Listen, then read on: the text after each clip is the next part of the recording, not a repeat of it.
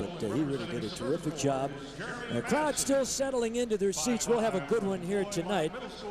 And this should be a fun game to watch what these coaches do in terms of adjustments. All right, let's go back to Mark Mason and meet those players we talked about before. First Mark? for the visiting Phoenix Suns. Head coach of the Suns is Danny Ainge. Assistant coaches are Frank Johnson, Don Nelson, and Scott Skiles. The athletic trainer for the Suns is Joe Prosky. On the court for the Phoenix Suns, starting at forward, number 3, Rex Chapman. At forward, number 34, Antonio McDyess. At center, number 30, Clifford Robinson. At 7, at guard, Kevin Johnson. And at guard, number 32, Jason Kidd.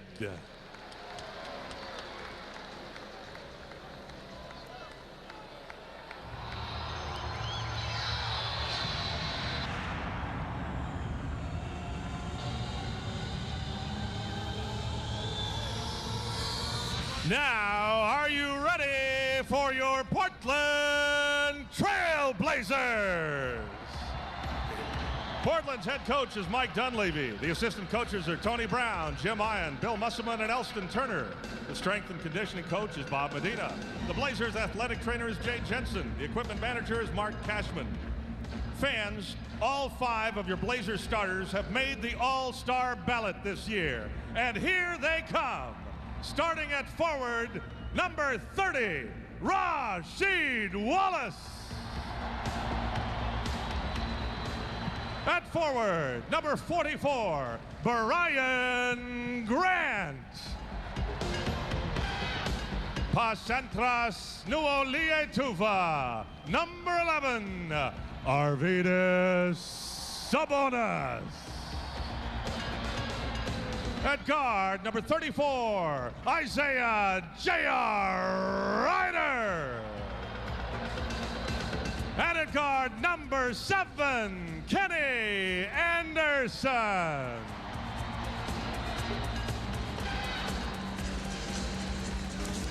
And we head over to Fred Meyer. Get some keys to the game from the snapper. Well, Eddie, you know, if you go into novelties, you'll find a thing that you're always talking about, D, and that's the place to find the transition defense that the Trailblazers are going to need tonight, because that is a critical element in them winning the ball game. You know, you kind of like ice cream, but you don't like it as much as I do. But if you attack that ice cream the way the Trailblazers need to attack the rim, they will have a terrific game against a smaller Phoenix Suns team.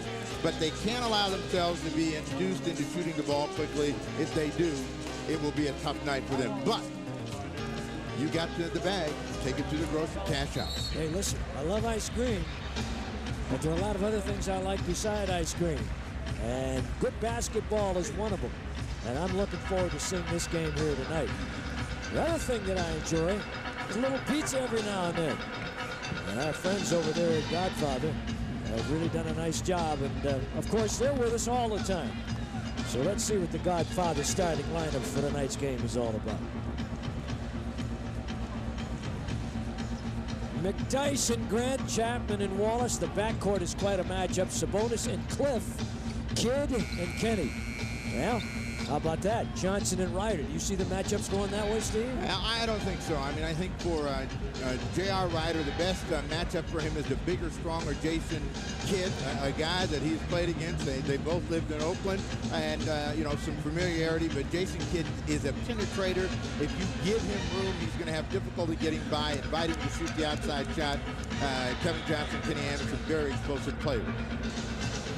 All right, set to go. Bernie Fryer, Tim Donahue, and Greg Willard are the officials working the game tonight.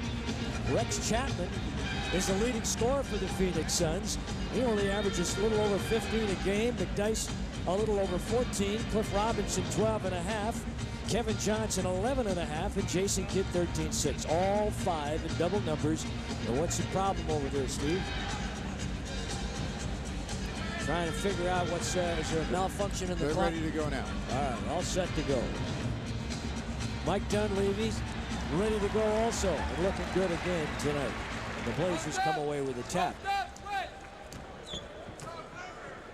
Immediately they go to Wallace, and Cliff Robinson steals the ball, and that's what they're going to do a lot. Try to run at who's ever being guarded by Rex Chapman to protect him, and then try to get out and run. Cliff had 3 steals in the game the other night against the Milwaukee Bucks.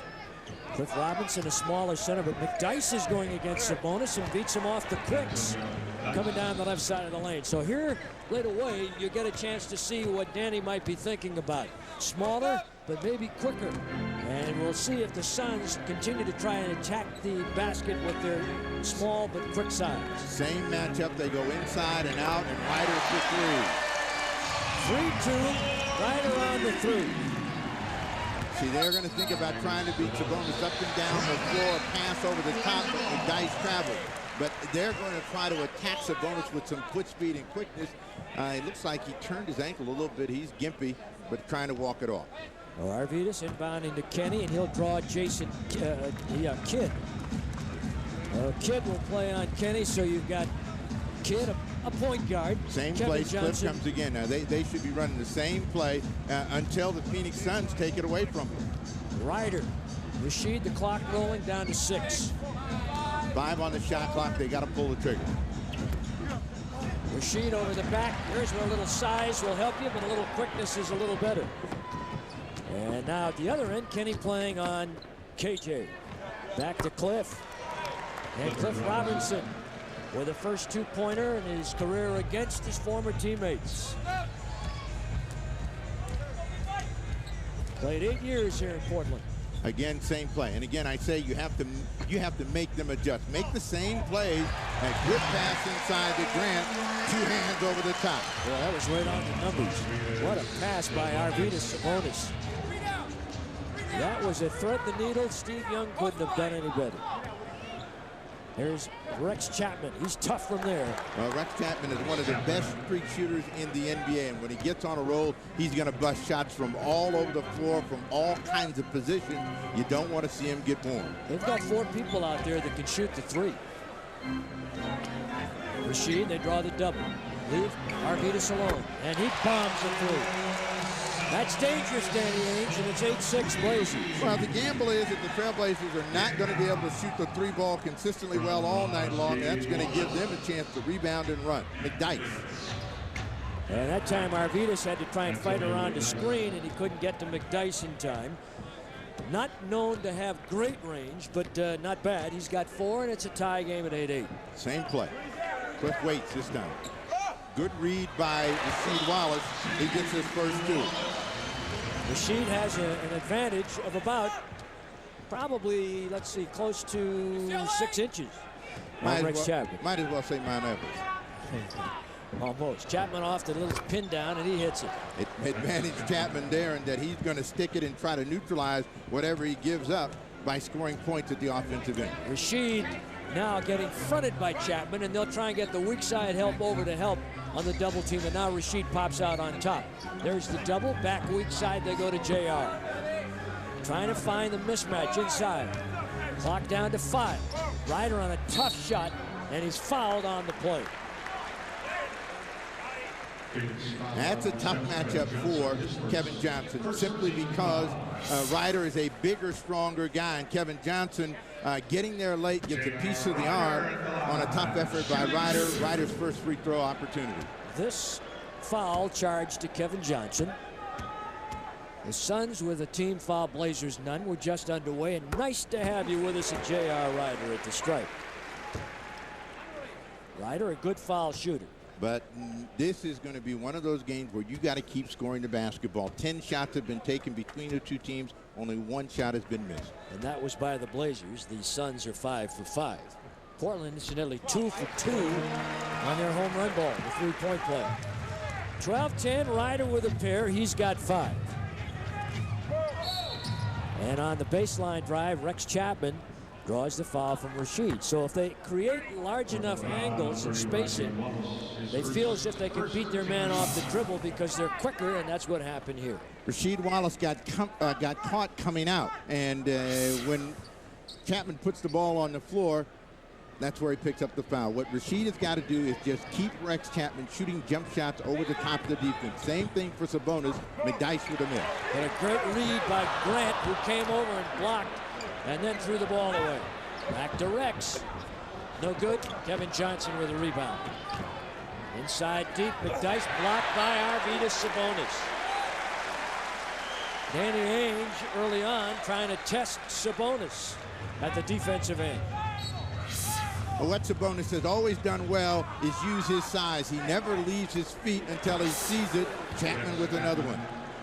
And the Suns continue to drill it. Chapman with 6. And as Steve said, he's a streak shooter, and he is already off. Inside Kenny. Ryder getting close. And fouled on the way in by Antonio McDyess. Part of Danny Ainge's game plan so far is to make Kenny Anderson a feeder, and in the process it's turned J.R. Ryder loose, and he's in an attacking mentality. Second trip to the line for Ryder. Remember, a year ago the Suns started out 0-13. Danny Ainge took over, they were 0-8. Ryder missing on the first. The Blazers a 72% foul shooting team for Mike Dunleavy. Ryder is a career 80-plus, so you can expect him to make more than he misses. He gets his second. He's got 6 in the quarter. 13-12, Blazers by 1. Ryder with 6. Chapman played by Rasheed. There's the clear out, trying to let him work. And Chapman tried to jam, and the ball banged hard.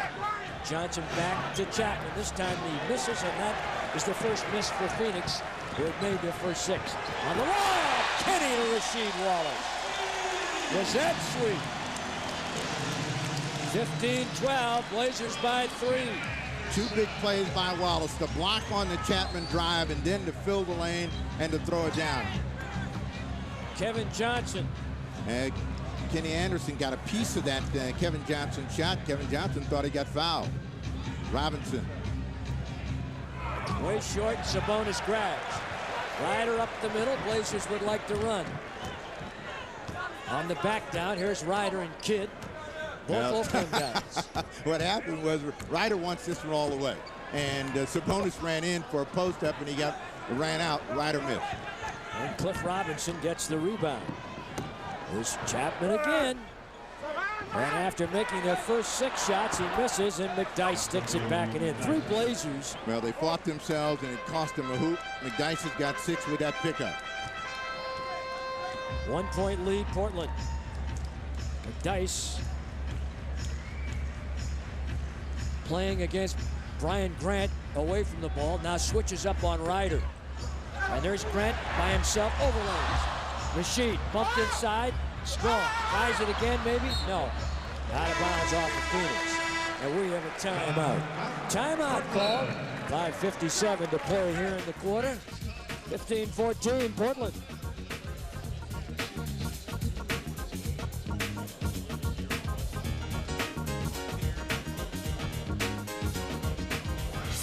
One thing that's always been said about Rasheed Wallace, he can run the floor and play above the rim, and a spectacular effort for Wallace, who got out ahead of all of the Phoenix Suns. So Portland's got some ways to hurt the Phoenix Suns in the open court, and they've got to stay in an attacking mentality throughout the 48 minutes. College of coaches over there huddled around Mike Dunleavy. Hope everyone's getting a chance to say their piece. And now they'll head back and talk to the players. This is the new thing now in coaching, where they give the players a little chance to cool before the coaches jump in their face, and now they come back in. Do you like that strategy, Steve? Doesn't matter to me. Because I think ultimately the players are still going to have to listen to whatever the coach has to say, whether he starts immediately or he comes back later. I don't know that when they're just sitting there that they're focusing on anything anyway. That's a good point. You, however, as a player, would you have liked that? Wouldn't matter to me. All right. A lot of wouldn't matters to me. No, I mean, he's going to come to you and he's going to tell you what he wants, and you got to pay attention whenever he shows up. Gary Trent just activated today. They waived Sean Higgins.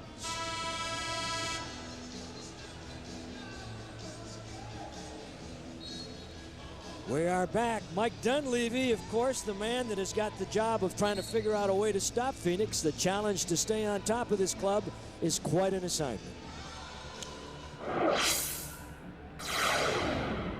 Well, the key is in a game like tonight is that the first thing you've got to try and make sure you do is execute offensively, where you don't turn the basketball over, allows them to get out in the open court with easy opportunities. We want to try and keep them from getting the easy baskets, trying to keep them from getting in transition where they can, the two guards, KJ and Jason Kidd, can break you down and basically draw and kick to some of their shooters. A little hip hook by Arvydas Sabonis over Cliff Robinson. And the Blazers now with a 3-point lead, and Sabonis with 5. Took Cliff to the right base and fired it off the hip. And here's Chapman again coming off that screen. Now, what do you do if you adjust? You take Rasheed out, you go a little smaller with an Augmon or a Vincent Askew on him? No, I mean, again, it's one of those things where Rex Chapman is going to do what he does. You've got to make him pay by scoring against him at the other end of the floor. So Rasheed Wallace has got to get some opportunities to do this. Go in, get a shot, draw a foul. And Rasheed fouled by Chapman. McDyess came over. One of them got a piece of him. What we're seeing, Eddie, is classic NBA matchup concerns and how they will work for or against their team. If Chapman cools off, now Danny Ainge has got to make a decision. Wallace continues to play close. He's probably going to get fouled, probably going to get a higher percentage shot, or they're going to have to double him. That means somebody else is going to get a better opportunity. Didn't get a lot of shots against the Detroit Pistons, but get both of his free throws. A good start for him. 6 here in the quarter. Doing other things, and he said, hey, it doesn't matter to me whether I score a lot. I just want to contribute. And he's doing that. Jason Kidd, who had 29 points a couple of games back against the Clippers after not shooting the ball that well. Here's Cliff on the bailout. And Sabonis, he got off the floor that time. Arvydas. Kenny on the drive. Kenny's first effort knocked away, picked up by Brian Grant. Clock still rolling inside. Bank hook. J.R. Rider. 21-16 Trailblazers. And Rider with 8. And you're going to bring Jason Kidd at Rasheed Wallace. And again, Wallace did the right thing there. Make sure that that guy stays shooting the ball from the outside. His strength is dribbling and penetrating, not shooting over the tops of defense. 21-16 Blazers. They double up on Rasheed. Arvydas tries to whistle a pass inside to Brian Grant, knocked away. Ryder told him right. Let me wear him out from out here, and then that shot that Grant is going to get is going to be available. Sabonis trying to make the tough pass, wide open. Ryder with a deep rebound along the right base. 21-16, Rasheed, tough shot, hit it. And a good look over the top of the smaller Rex Chapman. And Rasheed's got 8. The Blazers lead 23-16 and playing smart basketball at the offensive end so far. McDyess. Arvydas had to fight around the screen, and Ryder strips it away from Cliff Robinson. Ryder's brought a lot of energy this game. He is into this one early and got a little happy there. Would have been beautiful and pulled it off, I'll tell you. Jason Kidd knocked away, touch last by Kidd. Ryder is into this game. You are right. And here comes Stacey Augmon replacing Rasheed Wallace.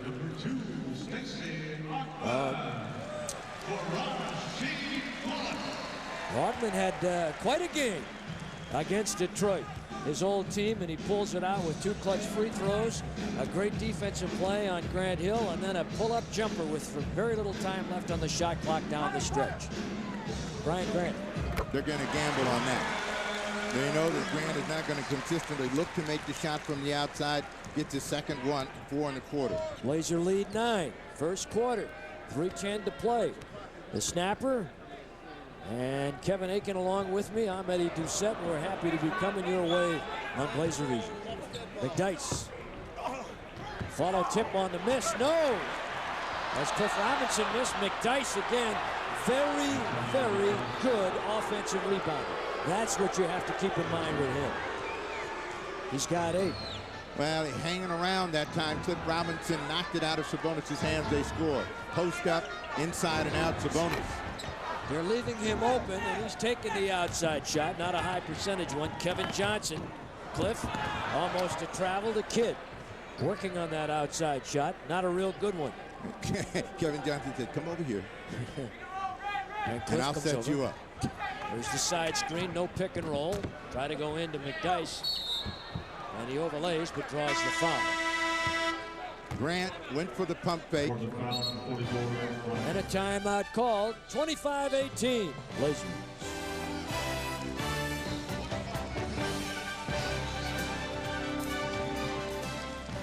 Danny Ainge, an Oregonian from Eugene, put in some time with the Trailblazers, little time in Major League Baseball, but a lot of time with the Boston Celtics, and team with Kevin McHale, now the general manager of the Minnesota Timberwolves, and Larry Bird, his buddy, who's now the coach of the Indiana Pacers, who won a game tonight. 25-18 is what we have here. And 2:16 to play in the opening quarter. Stacey Augmon and Arvydas Sabonis. The Blazers off to a good start, but what I like, Steve, so far is that playing intelligently at the offensive end for the most part. They've shown some patience, and you know, against a team like Phoenix that gives you a lot of different matchup possibilities where you can get a score. Every player knows that this is going to be a high energy, high scoring game. They all want to get touches. They want to get involved at the offensive end. Sometimes you have a tendency to be a little bit too impatient. Kenny's Kids. Kenny provides tickets every game for a group of youngsters, as does Rashid. He's got his squad. Kenny's got the kids. 25-18, and JR has the zone. And hopefully for Blazer fans, he'll be in a shooting zone tonight.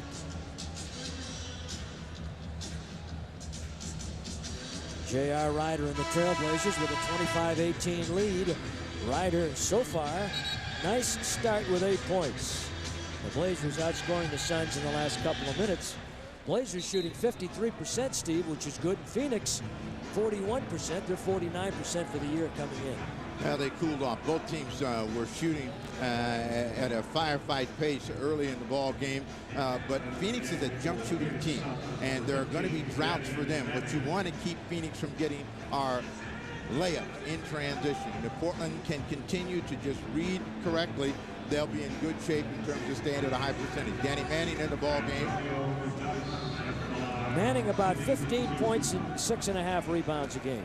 And the streaky Rex Chapman sits down, and Chapman and McDyess are the guys that have done most of the scoring for Phoenix. That's what the numbers tell you for the Phoenix Sun. And you know that you can get some points against them. McDyess gets both the free throws, 10 and a quarter for McDyess. And they've scored 4 straight points, their first free throws of the game. 25-20 is our score, Blazers. Kenny Anderson, played by Jason Kidd. Arvydas wanting to go to Grant, swings to Kenny, open Ryder deep. Cupped it, and Robinson knocked the ball out of bounds. So the Blazers will get it back, blow back the clock to 24 seconds, and 1:58 remaining here in the first quarter. Suns show a little bit of different defensive attitude with Stacey Augmon in the game. Augmon deep, nice move on Manning. A swing hook to the middle of the lane by Stacey Augmon. That was nice. 27-20, Trailblazers by 7. That defensive look is to see if Stacey Augmon can beat them by scoring the basketball. They're going to give him some chances to shoot it. Danny Manning. And on the miss, Augmon with a rebound.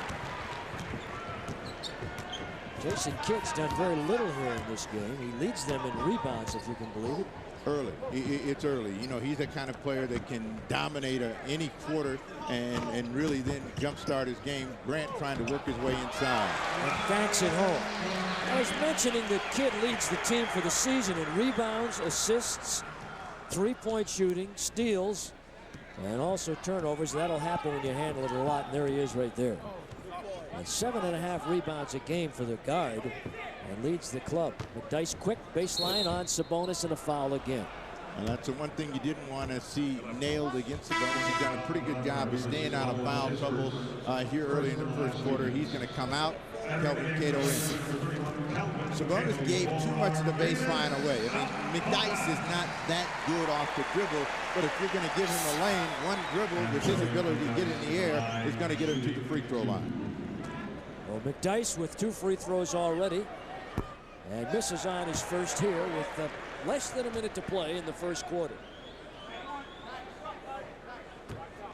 Antonio McDyess. Here's a fella, Steve, that wanted $100 million from Denver, but they bought based partly on some very interesting numbers of performances he made in the fourth quarters of some games last year. And I'll give you those in a little bit. He was not very productive when they really needed him. And the Nuggets said no to $100 million. Kenny Anderson. Well, that's his first deep shot of the evening. Missed it, but he comes into this ball game shooting 68%. Ryder draws a double team. Grant trying to get inside to Ryder, stolen by Manning. Kidd to beat Brian Grant. Slaloms through the crowd, now looks for somebody. Very skillful passer. That was supposed to be a pass, but it almost went in. Too skillful. Yep. And Ryder challenged by his homeboy. They're both from Oakland. They know each other from the neighborhood. 29-21. Kenny on top. Played on the switch by McDyess. Time running down. And McDyess keeps it alive, and that'll end the quarter. And a good one for the Blazers. They lead by 8. It's Portland 29. The Suns 21. I heard my door close and I ran out to the truck, and this guy is standing there with a case of beer in his hand, and he tells me, he goes, "Oh, I was putting it back." My days are usually 10 to 12 hours a day. Come in here, get my invoices. From there, I get out on the road, start delivering.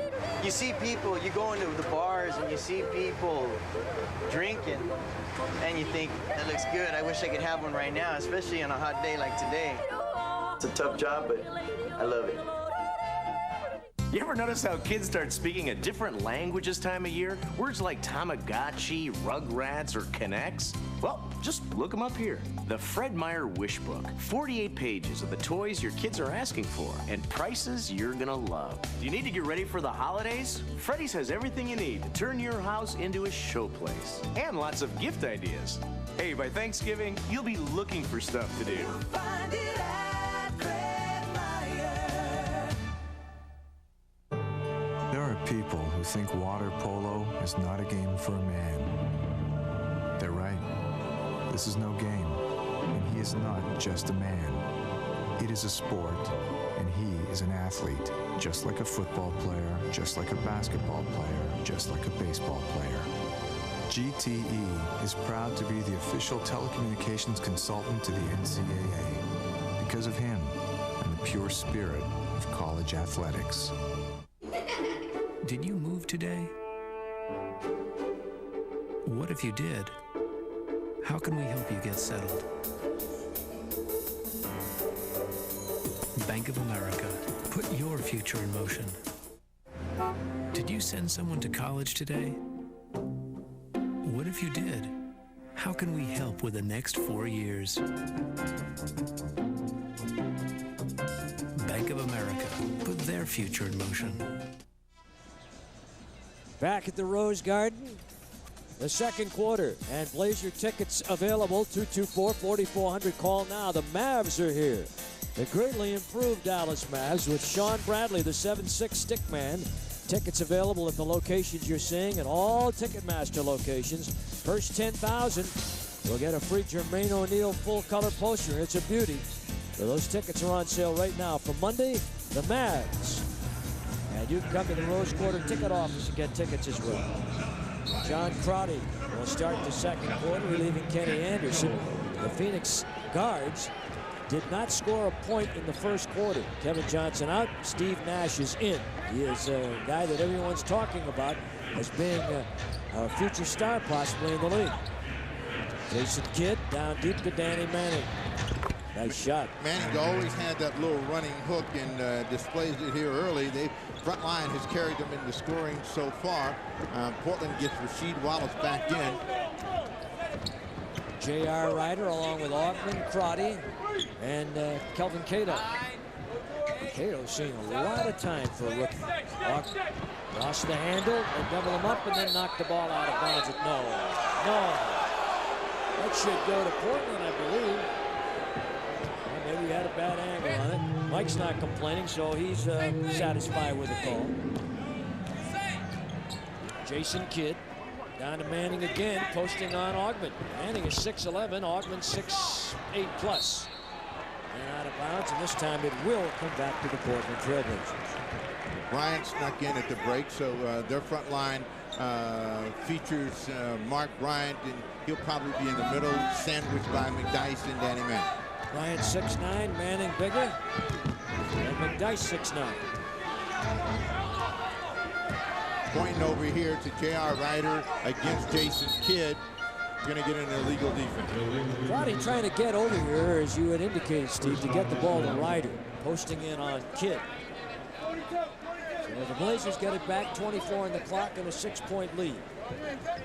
Interesting scores. One very interesting, and I'm sure fans here will be watching the Lakers playing the Rockets down there early in the ball game. Lakers had them down by as many as 17, a minute to go. Rockets by 3. It was soft, had a chance to go, but Augman's shot did not foul, and he draws the foul from Danny Manning. Danny Manning on the foul. Take a look at some of the efforts of Rasheed Wallace in this basketball game, and it's very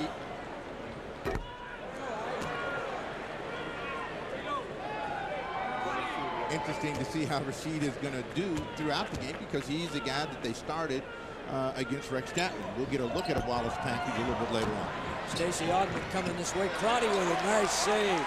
Good hustle effort right there. Augmon misses both free throws, but Crotty's save gets it back to the Blazers, splits the D, and then coming from the opposite side, McDyess knocks the pass attempt away. It was a nice read by McDyess. As for Jason Kidd, is tough and a good deflection as Cato came in there, got a piece of that ball. Now they say you got to make Kidd beat you over the top. Ryder on a nice leaner, and that's good.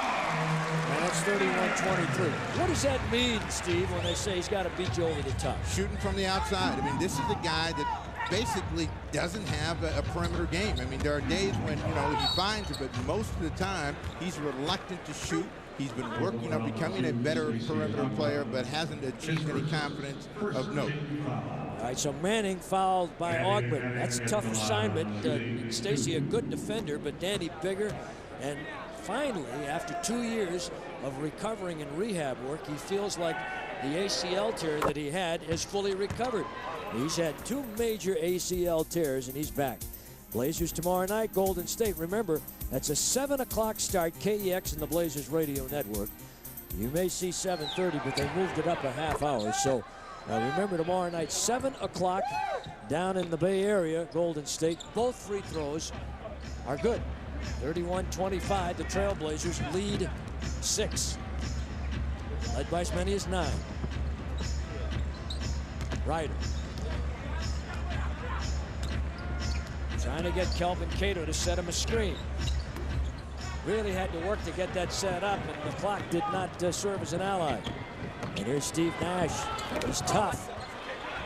And Cato with a good block out and rebound. Now you got a 4-on-1 bust out. Ryder, good rebound. And a strong stick back by J.R. Ryder, who gives the Blazers an 8-point lead with his 11th and 12th points of the game. 9:07 to play in the first half. Steve Nash, a native Canadian. Now, Nash had a huge game in the preseason, kind of woke everybody up that he can knock down some shots from the outside. 8 3-pointers in that ball game. Jason Kidd for 3. See, he just doesn't look comfortable shooting from the outside. And when he gets in those streaks where he's making them, and you remember Dallas, he was part of that wild Bombardier brigade, they go in. And when they do, he's a much more effective player. That foul on Kelvin Cato, Rex Chapman back. And so it'll be Bryant, McDyess, Manning, Chapman, and Nash on the floor for the Phoenix Suns. Incidentally, The Nash youngster, I mentioned a Canadian. He played on a Canadian team this summer and averaged over 36 points a game. And he is a free agent at the end of this season. And some people say it might be tough for the Suns to sign him. He could be a national hero if he went back to Canada and played for Vancouver's hometown. Bryant makes both free throws. Mark Bryant, former Blazer and a good guy, 33-27. Blazer leads 6. Crotty. Stacey Augmon look to the cutting J.R. Ryder and doesn't deliver. Rush screen, give off by Augmon to Crotty. A couple of guys got to carry the Trailblazers in scoring. That was nice. What a nice pass inside by Crotty to Cato, who rolled off his man. Got the inside and jammed it home, and it's 35-27. Terrific look. McDyess uses one option. Comes back inside, scoops it up and in. He's tough, so he gets his 13th point of the night. Oh, he's very good down in the low post.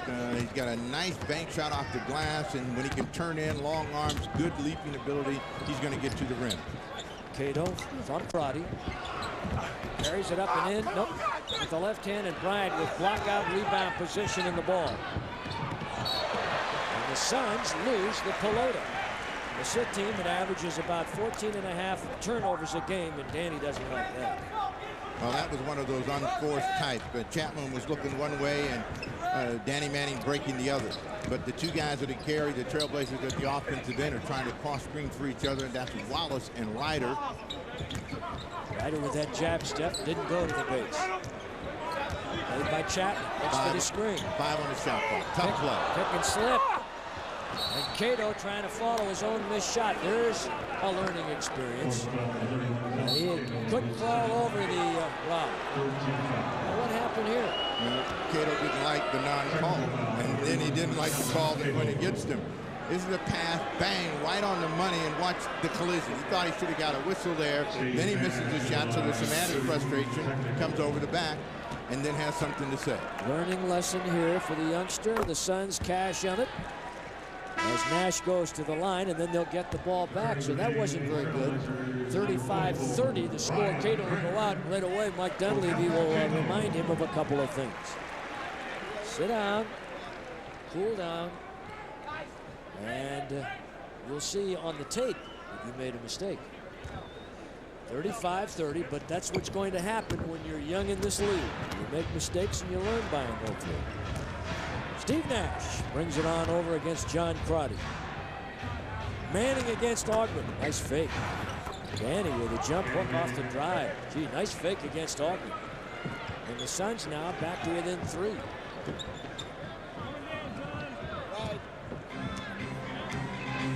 Now the second unit has a responsibility when they come in. They don't want to lose ground. You come in with a lead, you don't want to lose ground.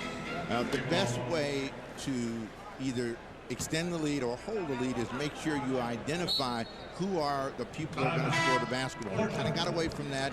Phoenix Suns got on a little bit of a run. A time, and the Blazers by 3 in the second quarter. John Lithgow performs the Discover Card Dial-Along song. An extemporaneous piece. Provided for your dialing pleasure while you call 1-800-IT-PAYS-2 and apply for your Discover card, the card with the cashback bonus award that always pays you back. That was a nice surprise. And that's music to everyone's ears. It pays to Discover. To apply, call 1-800-IT-PAYS-2. Accepted where you see the Nova sign. Well, the best advice I could give confused people is call us as early as you can. I want them to know that we care, that we really care about the fact that they have a problem or that they are confused, and that we realize that what's simple to us isn't simple to everybody. And that's where we work hard to get our people able to help them through that. I wrap it up always in one sort of sentence, and that is we'd like to treat our customers the way we'd want to be treated if we were the customer. 1190 KEX is Extreme. For the team.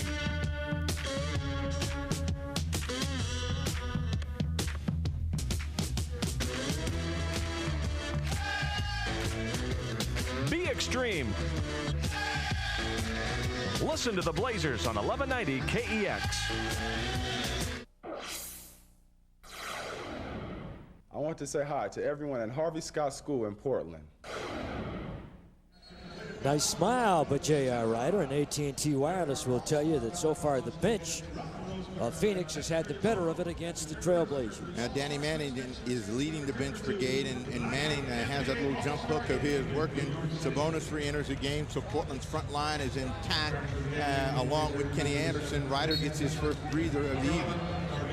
All right, so you got Rasheed, Brian Grant, Arvydas, Kenny, and Stacey Augmon. Trying to drop the ball inside to Sabonis, and the Sun sit in his lap. And back along the baseline, open Brian Grant, got to hit those. And McDyess on the rebound as Sabonis goes down hard. They have a one-man advantage right now. Sabonis gets back into the picture against Bryant. Boy, McDyess very active here in this game so far.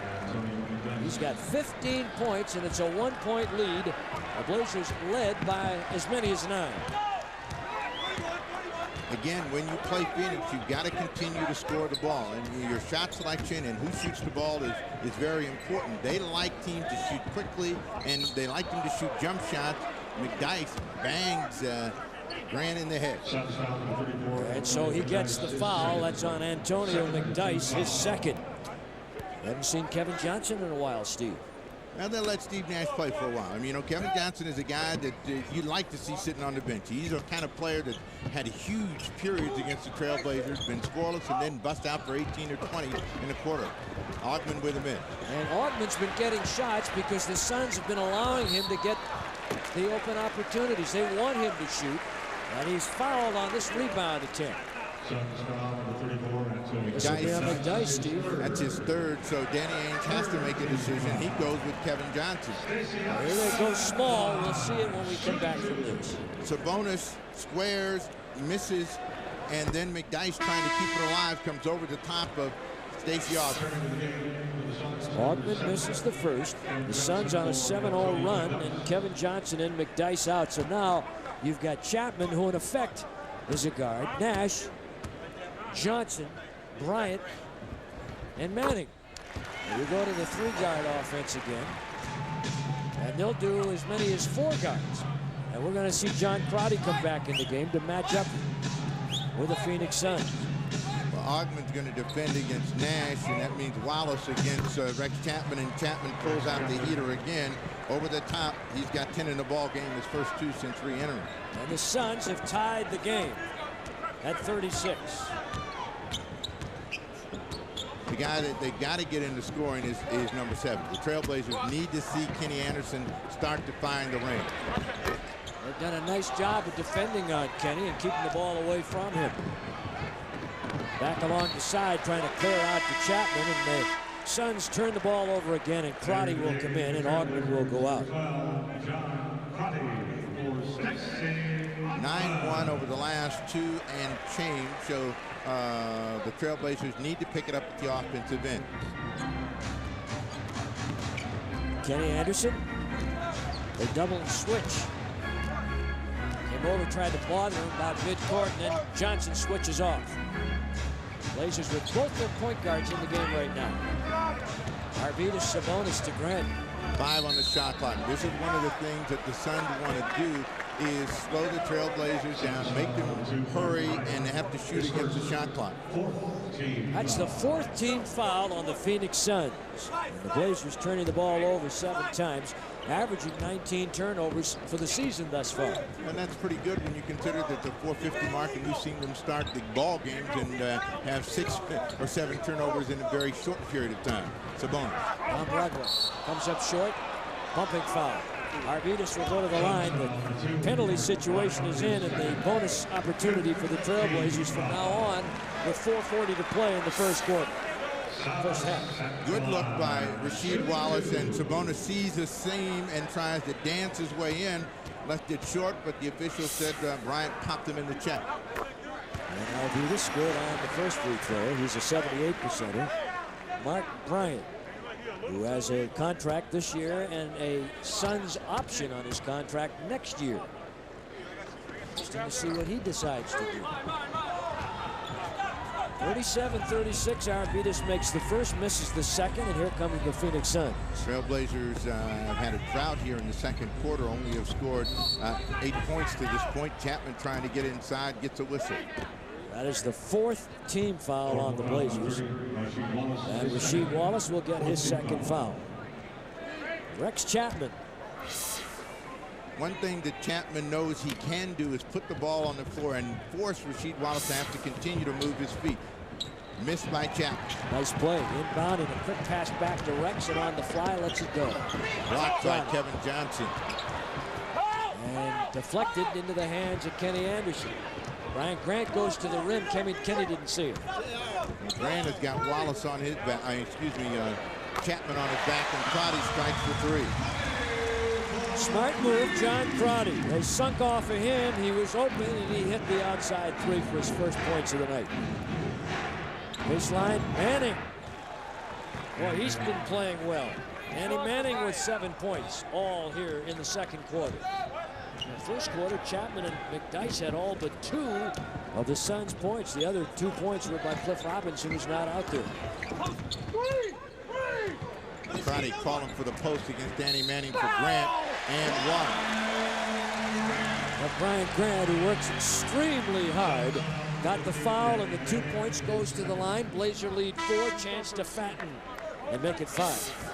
So Wallace has to come out of the game as Grant goes down into the low post, and Manning drapes his arm across him on that effort, and he continues and gets the hoop, and now have a chance for a 3-point play.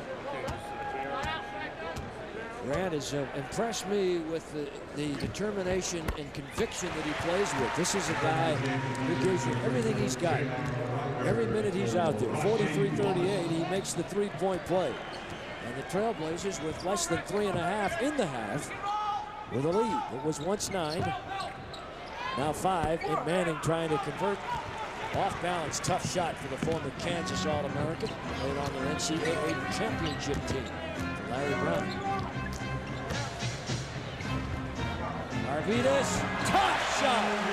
Oh, how he had to make the adjustment to get that to go. Man, that's a big man, about a 300-pounder doing that pretzel thing in midair. 45-38. Now they'll call a foul on Arvidas, and that'll put the Blazers over the foul limit. So a timeout. Blazer lead 7, 45-38.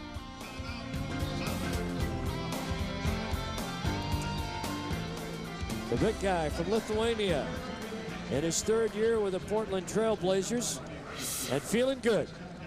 Well, Sabonis does a nice thing. He stays away from Kenny Anderson until Anderson has no other lane to go, drops it off to him, and it's a score. What Sabonis does very well is control his upper body so that he's almost in always a good controlled shooting motion. Arvidas with 8. Blazers doing a number on the boards, and this has been a strength of the Trailblazers. They had a little problem with it in the exhibition, but they've done a good job here in the regular season. 45-38. Trailblazers with a lead, and Mike Dunleavy will head back to the boys and pass on a little of that wisdom. Now they had a little bit of a drought, and thanks to a hoop by Sabonis, a 3-point play from Grant, a 3-pointer from Crotty. Their scoring picks up. They get control of the scoreboard again, and Danny Ainge has to think here how to close the second quarter of play with 2:52 remaining. Interesting team, this Phoenix club. Made a lot of changes and will make a lot more next year. They only have 3 fellas under contract beyond this year. Everyone else on 1-year deals, and the cap probably will go up, and they'll have a lot of money to shell out for free agents in a good year next year. Here's a good one for you. A road trip with the Blazers heading out playing the Charlotte Hornets on Wednesday, 6:30 will be our TV time on the Northwest News Channel 8 and the Blazers TV network. And part 1 of a 2-part series, an interview with Paul Allen, the boss man on the right side of your screen, with my buddy, the snapper Steve Jones, will take place in the Charlotte game. And then the next night, the Blazers will be in Detroit. And part 2 will take place at halftime in that game. Steve and Paul Allen. And the game time, by the way, on that particular occasion will be 5:30. So 6:30 Charlotte, 5:30 Detroit. Scores of other games. Atlanta have yet to lose. Houston. Wow, look at Chicago. So some scores, and we'll try and pass along some other numbers later as Kevin Johnson back in, going to the line. Steve, this guy had 16 for 16 in a game against Utah a few games back. Well, he's a career 80-plus and has always had the ability to get to the line. When he gets into a good groove, he's going to burn you, and that's certainly well within his capability. He gets both of those in his first 2 points of the night. Good move there by Kenny for you young point guards. You see how low he comes up the floor to try and keep that defender off. Wallace, nice attempt. Ryan Grant with a strong rebound. Rashid with a jam. And with some authority to go with it. 47-40. Look at Kevin Johnson, much more upright than Kenny when he brings the ball up. And the follow by Bryant. And Brian Grant and Mark Bryant. That gets to be a little tough to say. We'll have a little jump ball situation, I believe. Good effort by both players to get to the ball, trying to control it. Grant had the inside position, and Bryant would not let go, so they'll jump it at the Suns' end. Mark Bryant, the veteran. The tap goes to Brian Grant. John Crowdy out to Kenny. Ryder on the left wing. Doesn't need him. Did not need him, and the Blazers now by 9. Kenny Anderson with a pair. His first 2 points of the ball game. And a whistle and a foul will be called on the play. Number 12, John Crowdy will get this one. Both teams over the limit, and we have 2 minutes to play here in the first half. Get a look at a play from moments ago. Wallace with the miss. Grant's going to come and make a terrific save. No chance to get it back up, but sees a cutting Wallace with the throwdown. Kevin Johnson, who retired at the end of last season and unretired when they laid a little of that long green stuff in front of him. Kevin's been around a long time. He was originally drafted by the Cleveland Cavaliers and played 1 year there. And of course over here since then, and you know, he's playing probably a little smarter now, but Steve, he's always been a guy that built his game on quickness and smarts. Well, he's a very explosive scorer. Kenny Anderson, explosive in a different kind of way. And Kevin Johnson, in his years in the backcourt, has been the most difficult guy to stop off the dribble for opponents when he is healthy. What has hurt Kevin has been his injuries. Kenny Anderson with a nice little crossover to get into the middle. Didn't finish, but has a chance for his first pair of free throws. And Steve Nash gets the foul, and I like what Kenny's doing. With Nash in on him, he's really trying to exploit that matchup. Riders, with 6 rebounds, leads the Blazers. Monday, Kenny, 29 points. And boy, what a tear he has been on recently. Kenny Anderson, just absolutely terrific shooting. Over 60% from the 3 land in the last 5 games, and over 26 points a game is what he's been averaging the last 4. KJ, Blazer lead now 8. Biggest lead was 9. Steve Nash is shooting. Not this time. Crotty blocks out on Kevin Johnson and gets the rebound. Good fundamentals there. J.R. Ryder. And the back lean didn't help him. And here come the Suns.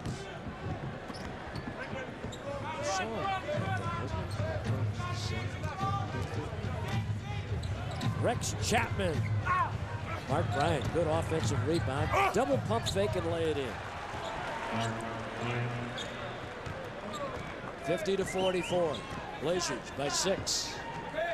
Bryant with 4. Had his best scoring year last year, did Mark. 9.3 points a Clear game. side for Kenny Anderson. Couldn't get to the rim. Grant leaves that one short, and it bounces over the top. Brian Grant with 9 points. The Blazers with a 6-point lead as we head under a minute to halftime.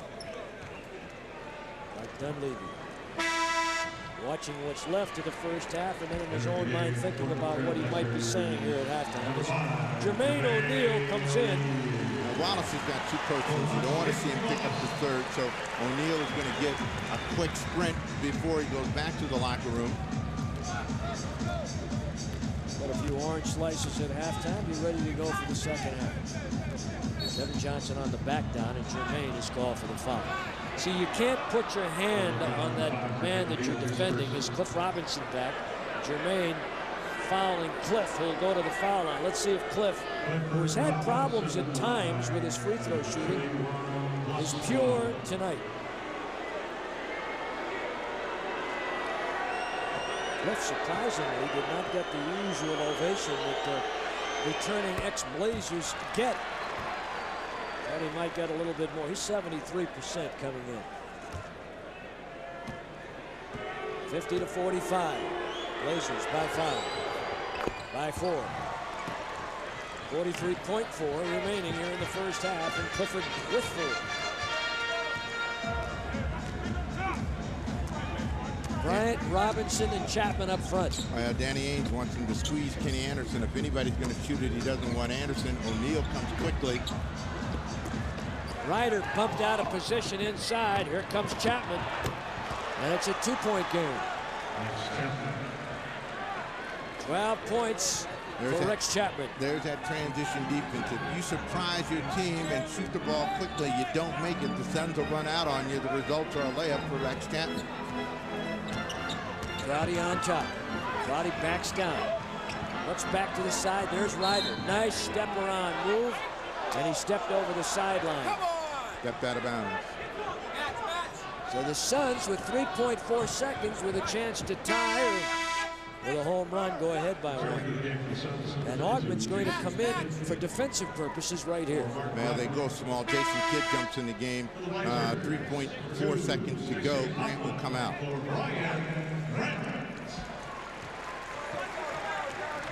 Mike Dunleavy making the switch. Here comes Kidd. Nash, a good three-point shooter, got a good look. And that's the end of the first half, and the Blazers cling to a 2-point lead. Well, we've got some things planned for you at halftime, like Community Affairs Director Nick Jones, and he's going to be talking with Kenny Anderson. We'll have that, stats, replays, we got it all.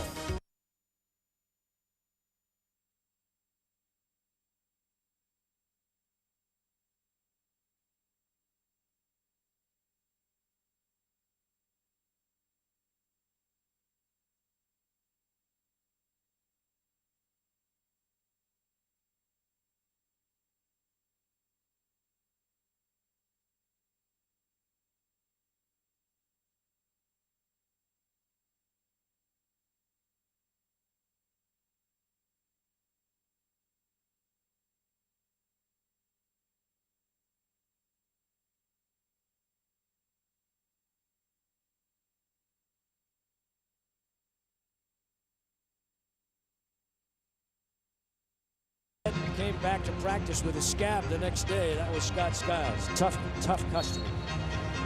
50-48. Here we go. Suns have it. Kevin Johnson, Jason Kidd, Cliff Robinson in the middle with McDyess and Rex Chapman. McDyess defended by Sabonis, and James run home to tie at 50-all. One thing Sabonis can't do is gamble out high. With a guy like McDyess who only needs one dribble, he's at the basket and a throwdown. Last time tied at 36. Start the ball game off the same way. Sabonis trying to make that pass into Grant, can't complete it. Nice save by McDyess. He almost hurt himself doing it. Went down hard. We're tied at 50. Chapman off the screen by Cliff. Boy, they run that screen beautifully, and Chapman pops out from all angles, and normally on the money, as he was early when they made their first 6 field goal attempts. Well, one of the things that's killed Rex Chapman is finding a coach that believed in him. Chapman is an offensive player, and you know, he's the kind of guy that strikes hot and cold, and his shot selection doesn't always seem to be the best, but when he gets it going, he can really hurt a team. Robinson for his first of this third quarter and his second field goal of the game. And playing with no headband so far early this season. Kenny, Grant, inside Sabonis. And Sabonis defended by Cliff. He shed Cliff just like a Clydesdale shedding a fly on his back. 52-52.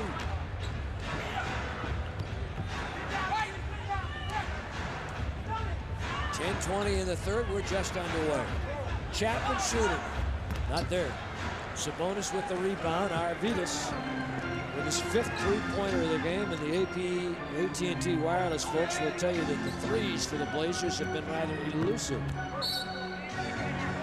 Now McDyess will pick up the 4. Ainge not happy about that, but Ryder posed, looked at a 3. McDyess ran at him, and as he went by, reached out and got a piece of him. Danny Ainge, hands in his pocket, but he's got to make a decision. 52-52, the Blazers, and the Suns tied here in the third. If you're the Blazers, you got to go right at whoever Antonio McDyess is guarding. It happens to be Sabonis. He's got to think about a score. Wallace. Oh, late call on a travel, I believe. Yep, Bernie Fryer. And Bernie turns around and says, Danny, let me blow the whistle. Danny Ainge was trying to help him out. 52-52. You see that called in the NBA quite often. 10 turnovers for the Trailblazers. McDyess likes to peel off the defender like he did right there. And the Blazers challenging him at the rim, and that was Brian Grant coming over to help. And so far, Steve, how have the Blazers done in transition and contesting Phoenix shots? Well, they've done a pretty good job. Phoenix is always a tough team to get to, but for the most part, they've been able to have good transition defense. The people that you want to shoot from the outside, like Jason Kidd, haven't been looking at it, but Chapman has. And, you know, he finds his first in the second half. Got to get over those screens to get to Chapman, who does an excellent job of getting to the spot off the screen. Sabonis against Cliff Robinson. But I think Sabonis has to look to score the ball in the second hoop. He's got 12 in the game. It's tied at 54.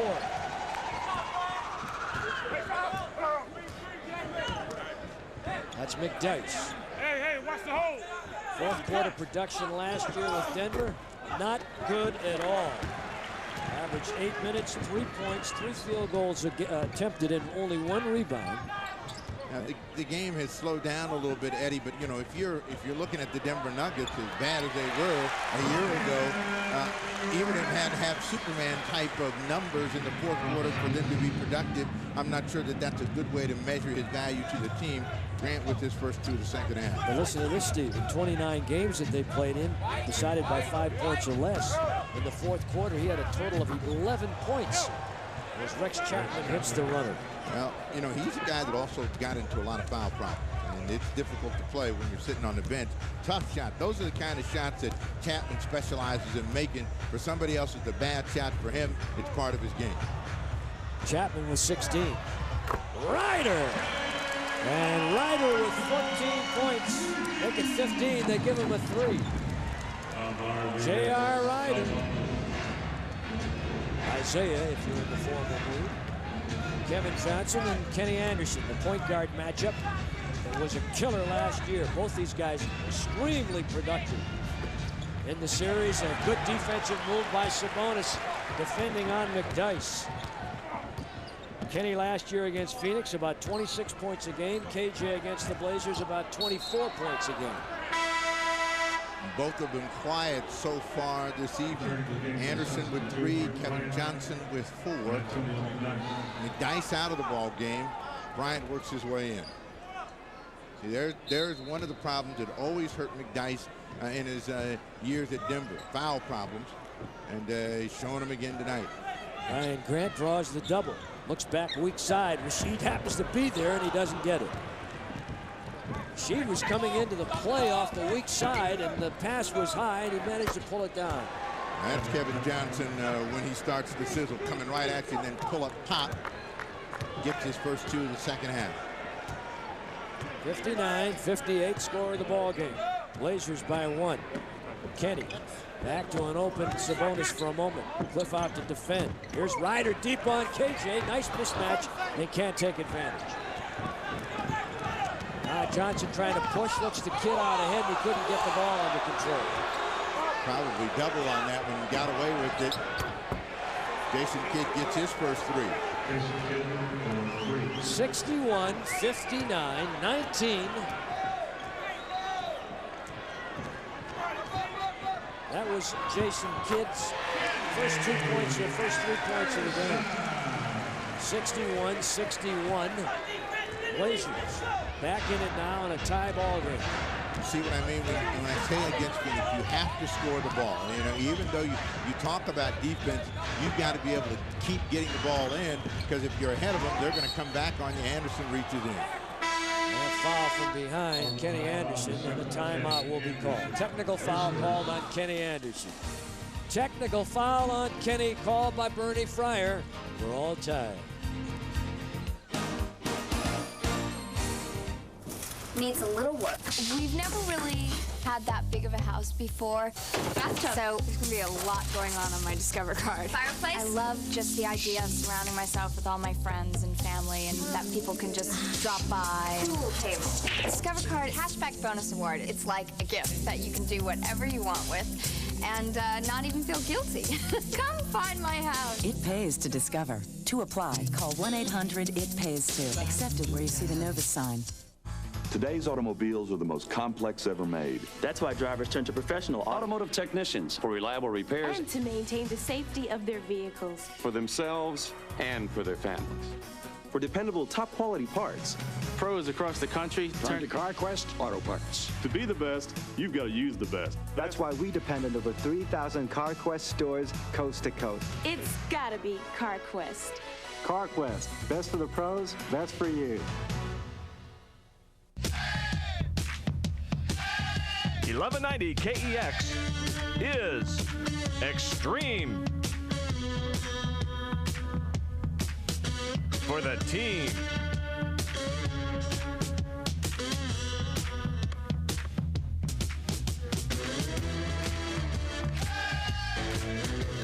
Be extreme. Listen to the Blazers on 1190 KEX. I want to say hello to everyone at Crook County Middle School in Pineville, Oregon. Might like it up there, Kenny. Pineville, or down there. Where is Pineville? You know, Steve? East of it. East. All right, this is Kevin Johnson shooting the technical that was assessed to Kenny Anderson. Anderson and Bryant get hooked up, and then they're holding hands. And then he had a choice word to say to Bernie Fryer. One-time Portland Trailblazer Bernie Fryer for a very short time, a warm cup of coffee. Mark Bryant. Obviously it was cold. Diluted. He was outside the building most of the time, so the rain diluted that coffee. 63-61. Mark Bryant with a chance to make it a three-point lead and doesn't. With the Suns leading by 2 at 6:05 to play here in the third. Blazers have had 2 technical fouls called on them here tonight, Kelvin Cato and Kenny. Well, you know, this is an emotional team, and they always bark. Sometimes they bark at the wrong time, and they get bitten. Chapman reaches in, and Rasheed Wallace this time gets to use his size and ability to post to draw a foul. Deep in the low box, and this time they don't come quick enough. And this is a good read by Wallace. He made this read earlier and was able to get the hoop. Misses his first free throw. The Suns are sending 2 people to the box every time the ball goes to Rasheed to give Rex Chapman some help. That's where you're going to have a couple folks open. 63-62, the Trailblazers trailing by 1. And Rasheed, 1 of 2 free throws with 11 points. Phantom screen there by Chapman, by Kenny on the way to the hoop. Follow on the missed shot. Boy, Chapman came right back to get his own missed shot. The kid that put in a little time at Kentucky came out of there after, was it 1 or 2 years? Ryder on the base, Brian Grant open. Hello.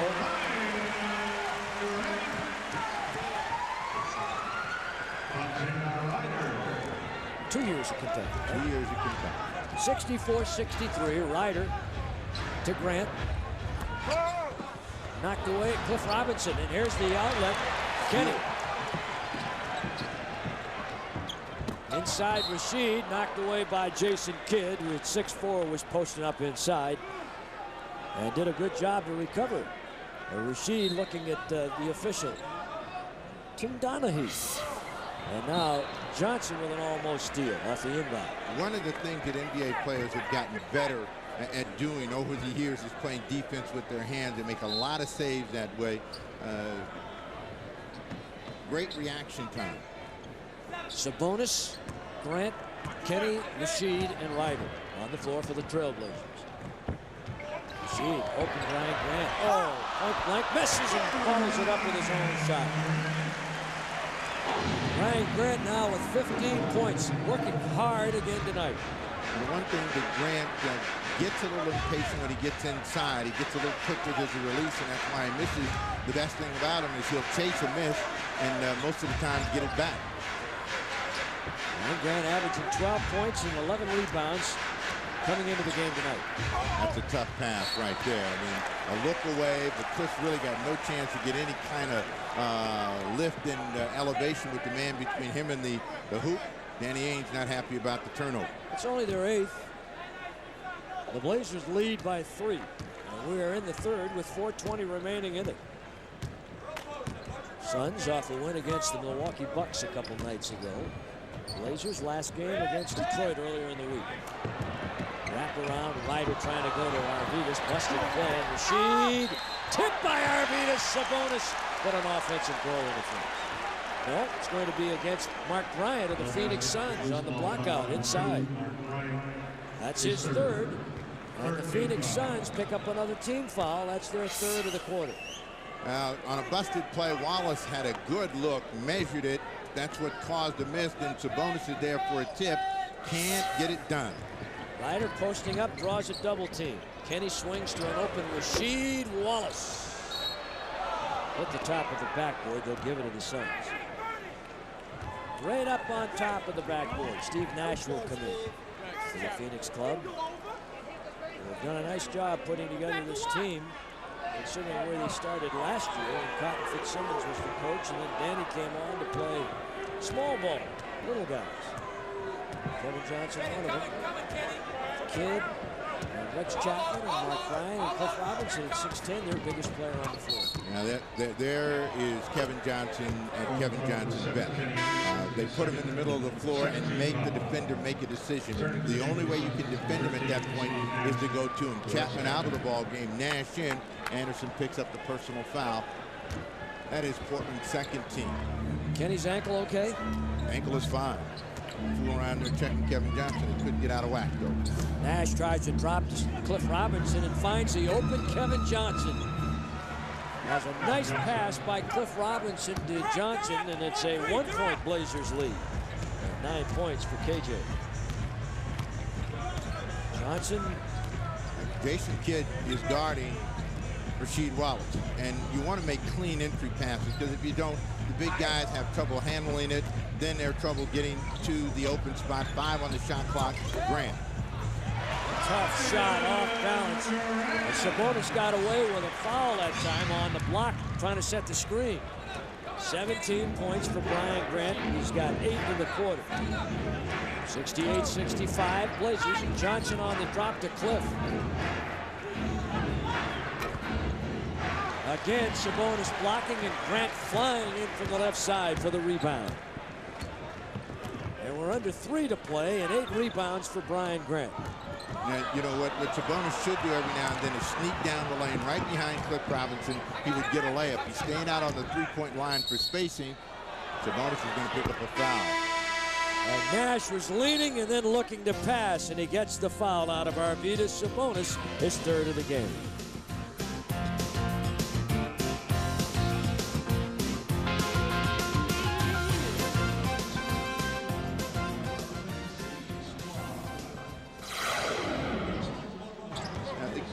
Slowed down a little bit, Eddie, but you know, if you're looking at the Denver Nuggets as bad as they were, Brian Grant has done an excellent job of getting down in the low box. If we take a look at a Brian Grant package, and he's showing today that he is going to be able to take advantage of being left open, and he's scoring in close, and when he doesn't, he's chasing his own misses. So he's had a solid ball game all the way around. Sabonis, who always looks to pass the basketball, this time finding Grant, who got a nice break from the rim. Blazer dancers in attendance again tonight, as well as a very large crowd here at the Rose Garden. The Suns have a consecutive string of sellouts going down there to America West. They have a smaller building, a little over 19,000. They've sold out all their games this year, and I mean, that string's up in the hundreds now. Well, they all have a long way to go before they'll top the Trailblazers, who had a run of 800-plus sellouts. D'Antonio Wingfield still on the injured list, waiting to get the call. Gary Trent, activated today, has not been in the game yet. So he's played one game, one exhibition game, the first one for the Blazers so far this year. He missed the next 7 in all of the games thus far. 68-65 Trailblazers. They changed the foul, and it is not Arvidas' foul. It goes to Rasheed, who's got 3, and J.R. Ryder. And the Blazers will come back to the floor. The guard comparison, Kidd only 3 points, Ryder with 15. That's the off-guard matchup. And then the points, Kenny and Kevin Johnson right here have had a pretty good match too.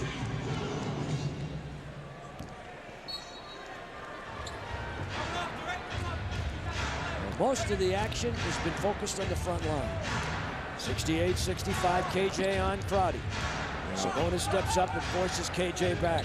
Bryant killed that drive. He got in the way. Kevin Johnson comes right back to the same spot. Up and in and out. Cliff Robinson stripped to the ball. Brian Grant stripping Kenny on the flyby. And he has to check and come back. Grant down Broadway and fouled on the play as the shot won't go. And this foul will be called against whom? They give it to Kevin Johnson. His second. Quick exchange as Cliff Robinson was stripped of the ball. The Trailblazers get Grant in transition, and Kevin Johnson gets tagged with the foul. Good, productive evening for Brian Grant, headed for a double-double. And now Brian Grant with 18 points. Danny Manning and Antonio McDyess will be coming back in the game for the Phoenix Suns. McDyess played at Alabama, Manning at Kansas. Cliff Robinson and Mark Bryant, a couple of ex-Blazers, will go to the Phoenix bench. Grant takes them both. Good-looking free throws by Brian Grant. 2 minutes in the quarter. You hear the PA announcer in the background. A couple minutes remaining in the third. Danny Ainge, like a creative chef, starts with his staples and then a pinch of this and a dab of that. Got 2 guards, 3 guards, 4-guard offense, 4 big guys, 1 guard. He'll do a little of everything. Ryder swings it clear to an open Kenny for a moment. Phoenix rotating nicely. Ryder from Sabonis. He wanted that shot, but really wasn't ready to let it go. Got away too quickly, and the Suns rebound and run. Blazer lead 5. Have a man Nash open opposite side, and a checking foul here against the Blazers. Little pump fake against Sabonis, gets him leaning forward, and just a nudge is enough for the officials to blow the whistle. The third now against Sabonis. You'll see Manning show the ball right there. Sabonis knows he's beat. Cato in the ball game. Sabonis being saved for the fourth, which is about to show up in 1 minute and 19 seconds. Both teams now at 14 fouls, Steve. The next foul by either team puts the other team in the penalty. McDyess against Cato has had a chance to think about that technical he got in the first half. Manning with good inside position tips it in. So Manning still a very productive play off the bench for Ainge. He's got 10 total. 70-67. John Crotty on Kevin Johnson. Looks to JR, goes to Kenny. Blazers in a 3-guard offense. And Kelvin Cato overlays, but Brian Grant happens to be there. Well, Brian Grant's had quite a quarter here. 10 in the quarter, and 12 in the quarter, and 21 in the game. Add another rebound total. Danny Manning traveled.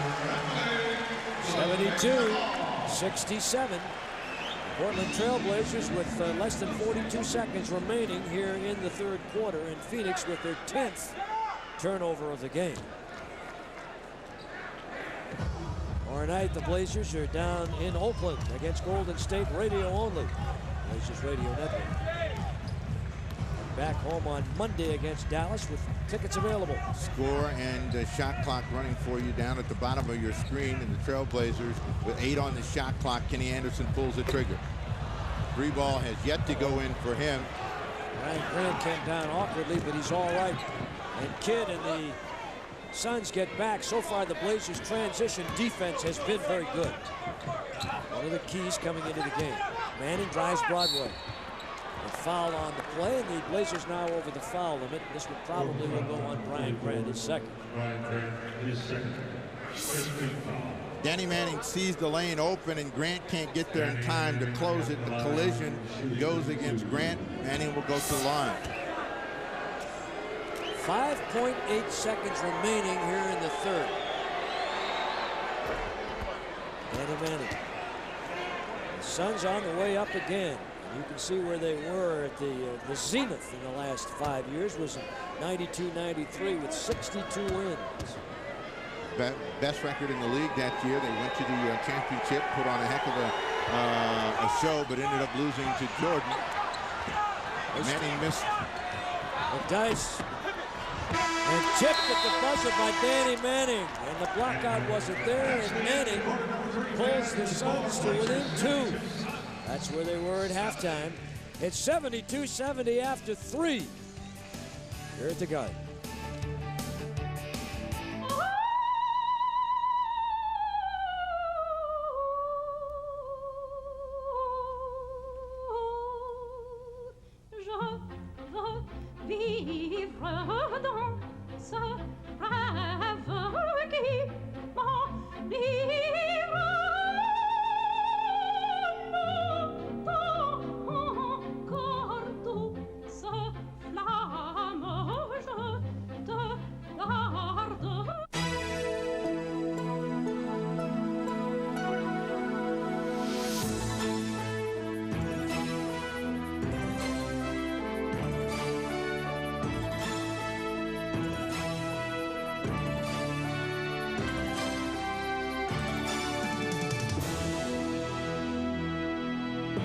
People who need insurance need us.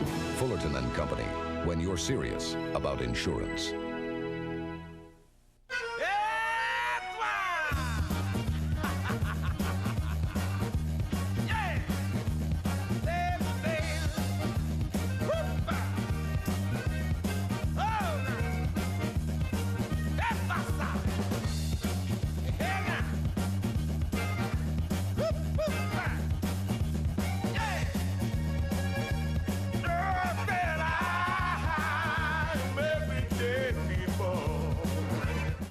For all of you basketball fans who are into statistics, so far the NBA and the Fannie Mae Foundation have hit 435,000 boards, thrown up 300,000 bricks, made 90,000 assists, and with the help of a 10-foot stepladder, reached a goal slightly higher than the basket.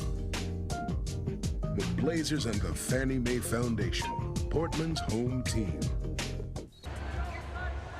And we start the fourth with Augman and Anderson, Kelvin Cato, Rasheed, and John Crotty. Hot Rod Williams makes his first appearance of the night. Shot blocker, defender, not much of a scorer.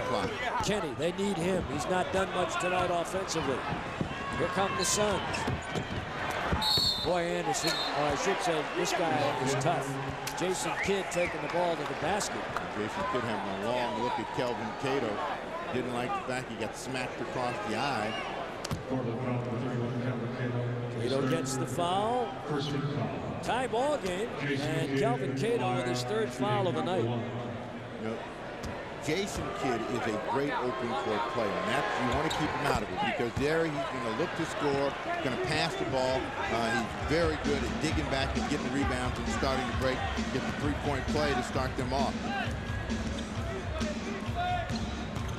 73-72 Suns. Rasheed trying to get the shot off, and he was fouled by Steve Nash. He's saying I was going to take a shot. Never got into shooting motion because he put it down. Had he gone right up, probably would have gotten that call. At the inbound, Cato's trying to set the screen, and then they go to Cato and right back to Augman. Right now, the Blazers don't have a lot of offense out there. Well, they've got two players, Wallace and Anderson. Both of them got to start to strike him out, get hot, and make some things happen. And McDyess can't handle that rebound. Anderson looking for his first three. Augman going high and saved by Nash, and he wraps it around ahead to Kidd. Out on the lob, and it's done by Danny Manning. And the Suns running the lanes beautifully, now lead 75-72. There's an example of shot selection. Even though Kenny has been shooting the three-point shot very well, he's not making it tonight, so he's got other parts of his game he needs to go to. 8 on the shot clock. Wallace trying to post Hot Rod Williams again. Deep and time counting. Williams, a veteran, been around a long time, and Augman on the miss. That's the problem when you don't have, you got a lot of defensive players in there for the Blazers right now. Hot Rod Williams. Well, as I said to you before, the key against them is to be able to score the ball. They've come out and scored 7 points. The Trailblazers haven't scored any, and Mike Dunleavy takes a quick timeout. Good timeout for the Blazers. Suns lead now by 5.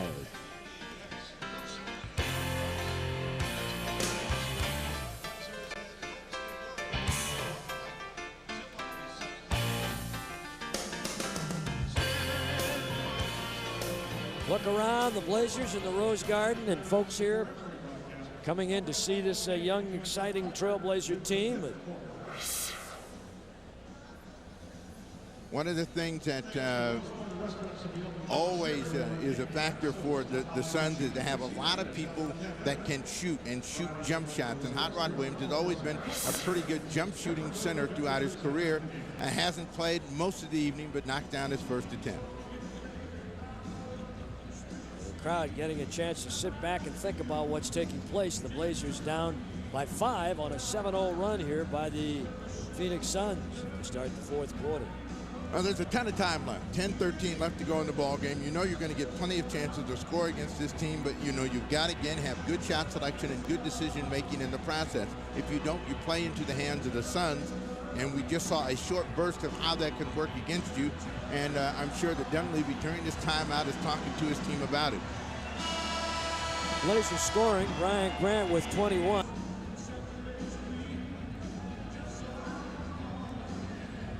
Brian Grant, new guy in town, new gun in town, 21 and 9. And the fella he replaced, Cliff Robinson. So far tonight, 6 points for Cliff. Playing the middle, asked to do something different than what he did here in Portland, where he played the power forward and at times the small forward, middle of everything. Cliff's not shooting the 3 like he used to either. Suns now are actually on a 10-0 run in the last minute and 58. Anderson comes out, Sabonis and Grant come in the ball game. That means that the front line will be looking to dominate the scoring. Rasheed Wallace short with that one. John Crotty with a long rebound. Grant asking for a post. He's deep along the side against John Williams. Strong move to the post and a rebound by McNice.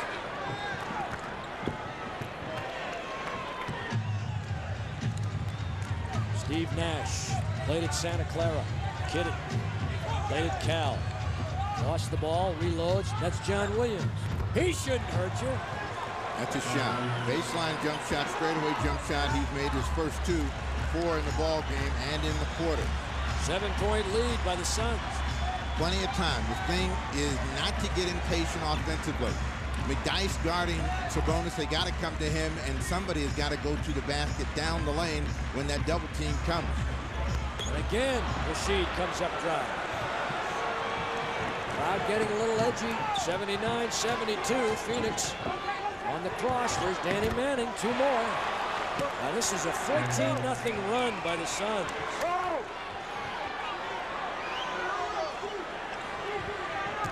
(81-72) in the lead, Phoenix by 9. Augman challenged by Steve Nash. Now, they're trying to get the ball down low, but they're not making good, crisp entry passes right now. The crowd a little edgy, wanted to call that time, but Wallace never came to meet the basketball. 10 seconds on the shot clock. Danny Manning playing as well as I've seen him play in the last 4 or 5 years. Out into Rasheed. There he is. That's his shot. 81-74 Phoenix. That breaks that 14-0 run. 13 points for Rasheed Wallace. plenty of time. Phoenix Suns are going to try to attack up front now when they've got McDyess against Grant. Coming from the other side, Rasheed trying to get over to cover Williams. Nice set by the Suns that time. And so the foul charged to Rasheed. He's got 4. Blazers have 2 during the fourth quarter. And it will go out of bounds off of Antonio McDyess.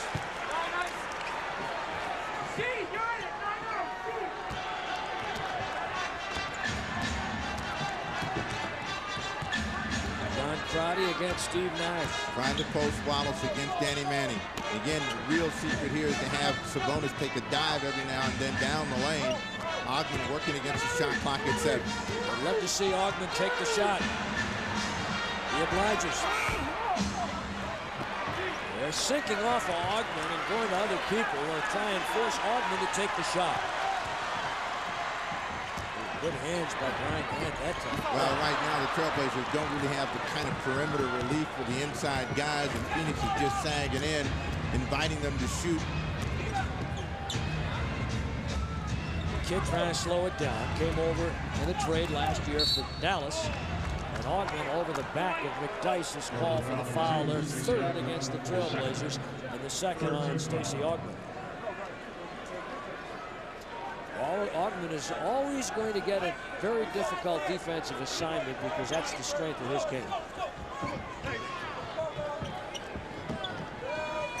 Look at the jab step and the takeaway, and that's Steve Nash on John Crotty.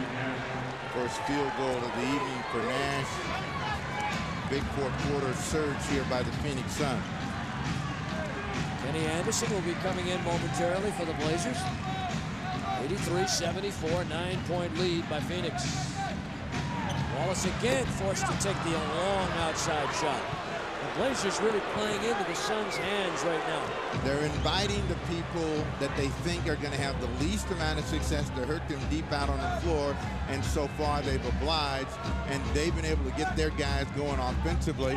Now, again, the key to beating them is to be able to score the ball. They get hot rod wings with the miss. Sabonis out in front. A one-man advantage, and Sabonis is fouled going to the iron.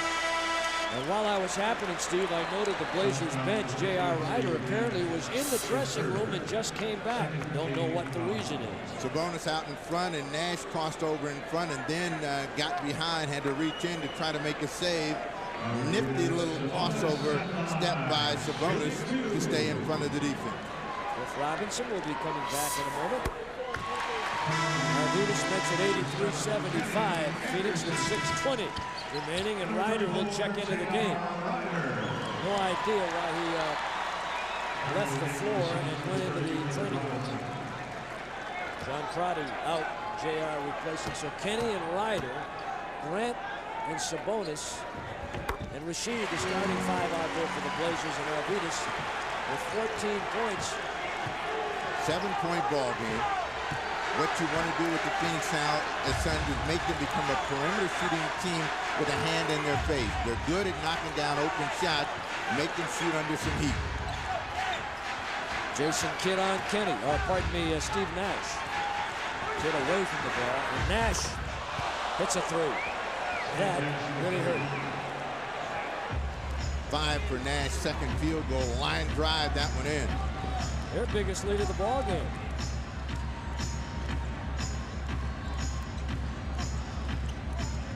Inside to Arvidas. A big return hook. Anderson jammed his foot a little bit and hobbling. Let's see if the Suns try and go at him.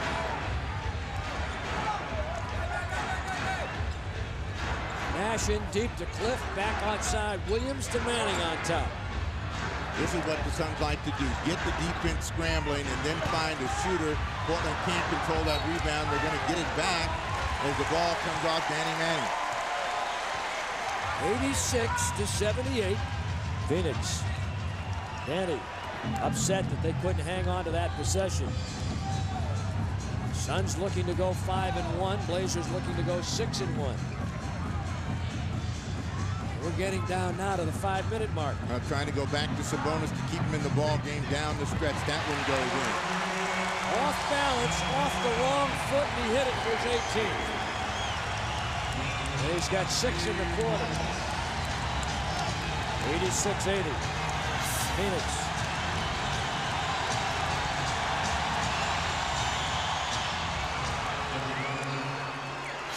And while that was happening, a little turn hook right there that was good by the Phoenix Suns, Cliff Robinson.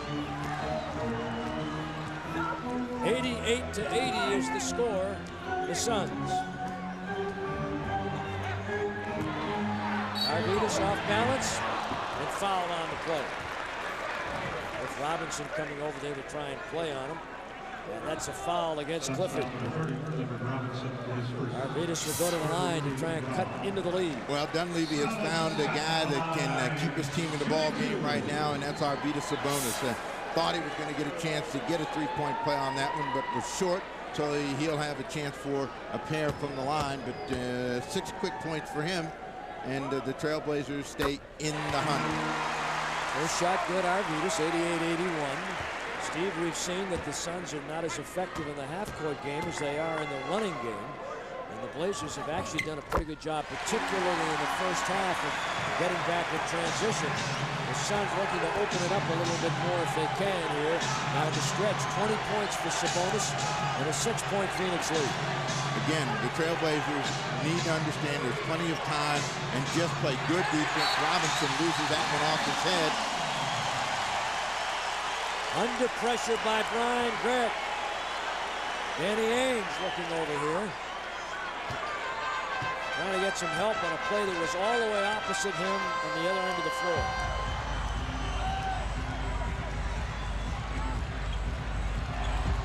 Kenny to Brian Grant, foul on the way in. And he'll try and break a string of 8 straight points scored by Arvidas Sabonis. 88-82, Trailblazers trailing by 6. Trailblazers have used an open side to create some offensive energy for themselves. The defense reacts to Kenny Anderson, and it's Brian Grant going to the line. Blazers right there with the elite of the NBA. The Lakers won in double overtime, and Atlanta kept their string alive. They're now 9-0. And Rico's looking awfully good tonight. Gets them both. 4-point game. Brian Grant with 23.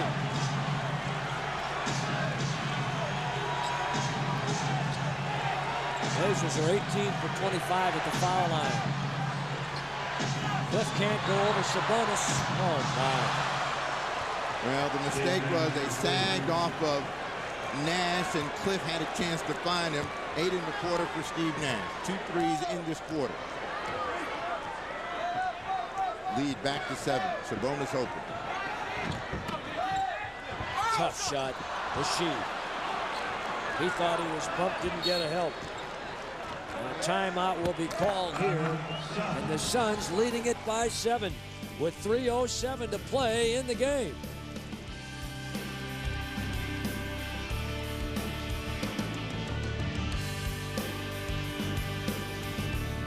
Quite a turnaround here for the Phoenix Suns in the fourth quarter, Steve, and that 14-0 run. Good on that bum ankle. Nash and the Suns have been attacking him a bit here in the fourth quarter.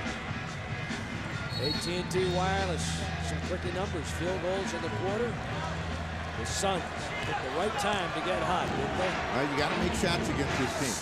And I mean, that's the way this team is put together to keep some offensive pressure on you.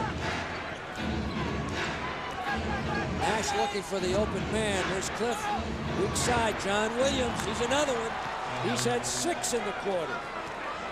This guy is older than black thread and water. He's been around the league 12 years from Tulane. And all of his career, mostly in Cleveland. Steal by Cliff. Nash to Cliff. And Kenny ties him up and then prevents him from going headlong into the crowd. 9-point Phoenix lead, 2:31 to play. Blazers win 3 out of the 4 meetings last year. Suns won the last game here. 111-108 back on February 11th, the last time the Suns were in Portland. Cliff Robinson hasn't had a big offensive night, trying to get to 10 with these free throws. This is the first, but he's made some good decisions in finding open people. A strong ball game against the Milwaukee Bucks, and he had a double-double there. He was the leading scorer for the Suns against Milwaukee. Missed them both. 9-point game, time to get it going right now. 2:29 remaining. And the Suns get back so the Blazers can't run. What you need to do now is take the first score available. You don't want to just become three-point shot happy. That ball has not gone in with any kind of consistency for the Trailblazers. Ryder. And fouled on the play. Cliff and Kidd were both there, and it's going to be Cliff Robinson. And the Suns switching on everything, it seems, rotating up to the ball or rotating to the ball, and have been successful doing so with it in the second half.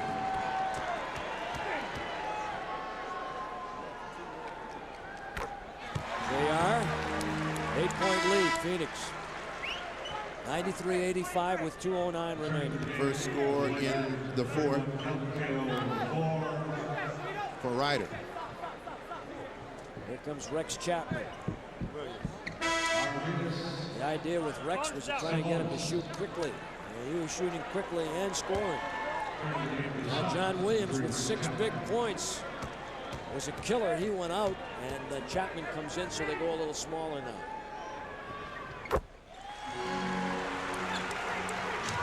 The Suns bench has been terrific tonight. Trailblazers try to pressure in the backcourt. The Suns got a lot of ball handlers in, and they'll just try to spread things out. You got to keep people in front of you. Good save here by Cliff Robinson. And a good time for Cliff to challenge Kelvin Cato, the kid. And a 22nd timeout call by Portland. 95-86, the Suns lead by 9. This is a challenging time for Kelvin Cato to be in the game.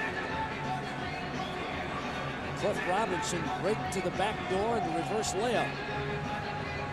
So the lead at 9 for the Suns with 1:52 remaining.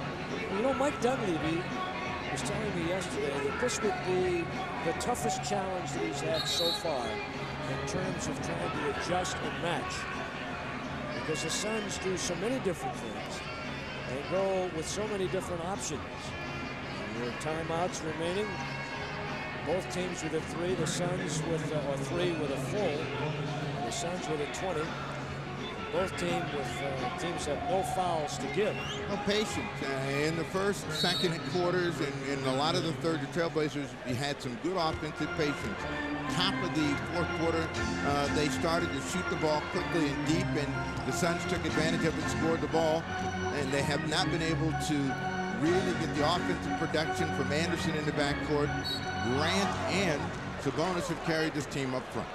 Cliff Robinson will get the foul on the baseline. He's trying to show Bernie Fryer that I didn't do anything wrong. Bernie's saying you bumped him, you tried to root him down there. Every stop of the clock helps the Trailblazers in trying to tie this thing up. They got to get these free throws, then they got to come back and get some sort of a stop or a miss, and then come back and score the ball. 95-86. The Suns will be thinking use clock in every possession.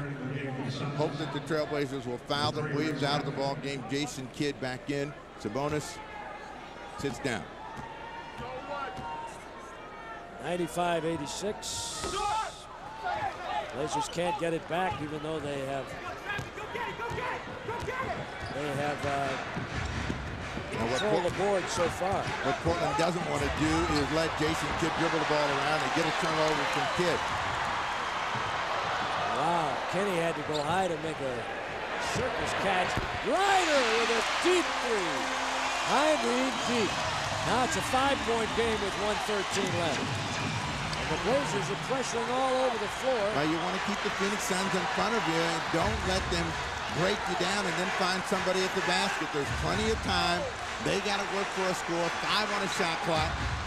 That's the kind of play you can't have. That ball was tipped and the Trailblazers get a break. Cliff Robinson trying to cut to the basket. Blazers will have it and take a timeout. Well, they're down then Thursday night in Detroit with a game start of 5:30. And Paul Allen, part 2 with the snapper at halftime. Next Wednesday and Thursday nights on the road with the Blazers, Charlotte, Detroit on TV. Use Channel 8, the Blazers television network. Now, this has not been a great three-point shooting night for either team. A timely one goes in for Ryder, but with as much time left, you want the first available shot and a good one, and you want to be in attacking mode. Ryder deep again. Bang! Oh, he's got another one. That's a 30-footer. And it's a 2-point game with 53 seconds remaining. And the Phoenix Suns call a timeout. So 2 big threes by Isaiah Ryder. And the Blazers are back in it after being down the floor and ball handlers. And if you're the Trailblazers, you just want to keep these guys in front of you. Don't let Kevin Johnson get a seam and get to the basket. Keep Jason Kidd in front of you and make them shoot over the top of the defense. Kidd played by Ryder. Grant got a hand on the ball and deflected it. Well, you just got to keep Chapman in front of you. He's going to try to get there. Top try. 6 seconds, 3. Kidd for the 3. No! Rebound, Ogden. Blazers have it. Ogden knocked down, but the Blazers call a timeout. Big timeout with 27.7 seconds remaining. And the Blazers down to their final timeout of the game now. They'll have one more. The Suns still have 2 and a 20. Crowd loves it.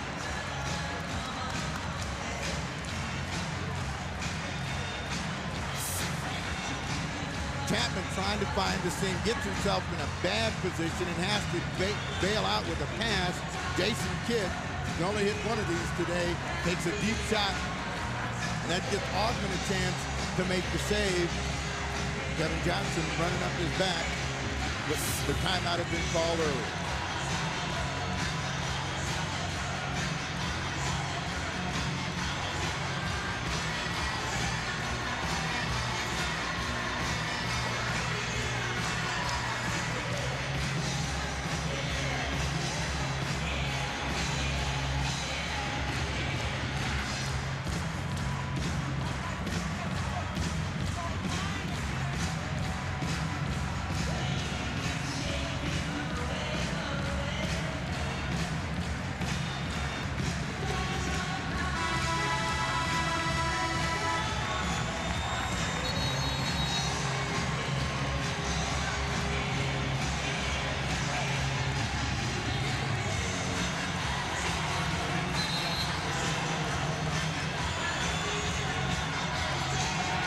The crowd is into this baby, and so is J.R. Ryder. Well, Ryder has been the savior with an excellent deep shooting night for him, but 2 huge bombs here late. That makes him a threat from the outside that may open up the middle for Sabonis or Grant, who have been cooking inside. All 3 of those players at 20 points or better. Most important thing right now for the Trailblazers, inbound the ball, and then make sure you make a good decision as to where you want to attack. 1 timeout remaining, and the Blazers checking out what the Suns are doing, and the Suns checking out what the Blazers are doing. And they get that delay over there. Always get Sabonis peeling toward the basket, trying to go to Sabonis against Hot Rod Williams. 20 seconds remaining. They give it to the Phoenix Suns. Wait a minute. The one official, Greg Willard, at midcourt said Phoenix. Bernie Fryer, the other official, had a differing opinion. What Brock Fryer is going to try to say is that there was a foul, and rather than call a foul, they're going to give Portland back the ball. Well, the Blazers get it back, but with 13 seconds remaining on the shot clock. Now you watch right there, Hot Rod Williams trying to come through. Sabonis swats at the ball, gets a piece of it. Rashid DeKinney. 13 on the clock, now down to 11. Trying to go to Sabonis. They don't have a lot of time. Arvidas, no! And knocked away and out of bounds to the Phoenix Suns. Well, 8 seconds, and now Danny Ainge getting 2 free throws in the game, and Rex Chapman and Kevin Johnson. The Trailblazers now got to think about steal and if you don't get a steal, you got a foul, but it's all got to happen very quickly, and they can't let somebody run back and get a long pass. Cliff Robinson comes out of the ball game. Brian Grant will come out of the ball game. John Crotty in. Arvydas Sabonis out of the game. So they got Crotty and Kenny and JR and Augman and Wallace and a quick foul. That's what they had to do, and that took less than a second. Less than a second, so they'll bring him down at this end, and they're going to send Rex Chapman to the foul line. He's a good one. A good free throw shooter. Last year playing for the minimum. This year re-signed 1 year for a little more than minimum just to stay here. But Sabonis is here now. Once he turns in, he's got a pretty good position. And what happens is he's out of control, and being out of control, he doesn't get himself in a good position to get the call. That was a score he should have had. They'll have Kidd and Manning along with Johnson, Nash, and Chapman. A lot of little people, and it's still within reach. A made free throw here makes it a three-point game, and the Blazers have a timeout left. Well, they're saying if he makes, they want a timeout. If they don't, they might go for a quick push as they did in Houston to try to get a score against the defense in transition. He's an 80% career foul shooter, 83% this year. He gets this one. So they're not going to be able to advance it after the Phoenix Suns were fouled and shooting free throws. Sabonis sets a double screen for Kenny. And Nash with a good foul. Kenny Anderson was trying to get in the shooting motion. Nash did the right thing. Don't let him shoot, so all he can do is get two. That's right. It's a good foul. 6.5 seconds remain. Kenny Anderson at the line. Well, many times, Steve, you get in a situation at this point in the game, the same kind of predicament, and a lot of coaches will not make that decision to make that foul, put the guy at the line for two when you've got a three-point lead. Okay. Well, the liability is that one, they're afraid they won't be able to make the free throws. Two, the guy will end up getting a four-point play. But you're better playing for possession, and that's what the Phoenix Suns are playing for right now. They want the ball. They will hold it. They're going to force the Trailblazers to foul them. Danny Ainge has got timeouts to burn if he has to. Blazers will take a quick foul on the inbound if Kenny makes this free throw. What you'd like is to be able to make a steal, but they're going to take a timeout. And so the Suns use up their timeouts. They've had some that they've saved, and they've got one remaining and a 20. 1 and a 20 is what they have left. So Danny Ainge in the coaching ranks, doing his thing and doing it very nicely with the Phoenix Suns. While the Blazers retreating to the other end. And they huddle around their guy, Mike Dunleavy, with 6.5 seconds remaining here in the game. You don't have any players out on the floor with the reputation of Gary Payton, but you need one of those Payton arm steals where the guy has got his arm in there and he just wraps it around, knocks it loose, and you go in and score. But they've got to gamble. They've got to make a quick play on the ball. They cannot let the Suns spread it out and throw it around. So all of the pressure is on them to stop the play and to stop the clock. Might they try and look short and go deep over the top, Steve? Well, I mean, if you're the Phoenix Suns, you want to get the ball inbound. They don't care about scoring the ball quickly, but if they give them that opportunity, they will take it. Portland wants to keep all of the people in front of them, and there's always a threat that a guy can break long, but if you have someone there, again, the idea is to foul that guy, stop the clock, make him make a pair of free throws. So Sabonis comes out, and again, the Blazers come back a little quicker, a little bit more agile. We didn't see Vincent Askew tonight. We did not see Gary Trent, who was activated today. And by his own admission, Gary feels like he needs a little bit more time. That shin's just not quite right. Sean Higgins was released earlier today. As Gary Trent becomes active, and perhaps we will see him in action tomorrow night out of Golden State. All right, now Kevin Johnson comes all the way over here near midcourt our side. They got three people set up near the foul line. One man to inbound, that's Danny Manning. Now look for them to maybe sneak a guy along just to get it over the top. The guy you want to catch the ball is Jason Kidd. Not a good foul shooter. Not a history of making free throws on a regular basis. good chance of fouling him. He's going to break to the ball. 69%. But see, he runs away from it. They foul Nash. And they use up about 2 seconds. And Nash, a good foul shooter. So they set it up so they could get it in the hands of a good foul shooter, and Nash 84% will go to the line. 84% last year, and a very good foul shooter overall. Has been, he's a good shooter. Well, Portland now is in a position when they get the ball back, depending on what happens, they've got to get a score, and they've got to score quickly. So Mike Dunleavy now talking to Anderson and Karate. Sabonis comes back in the game.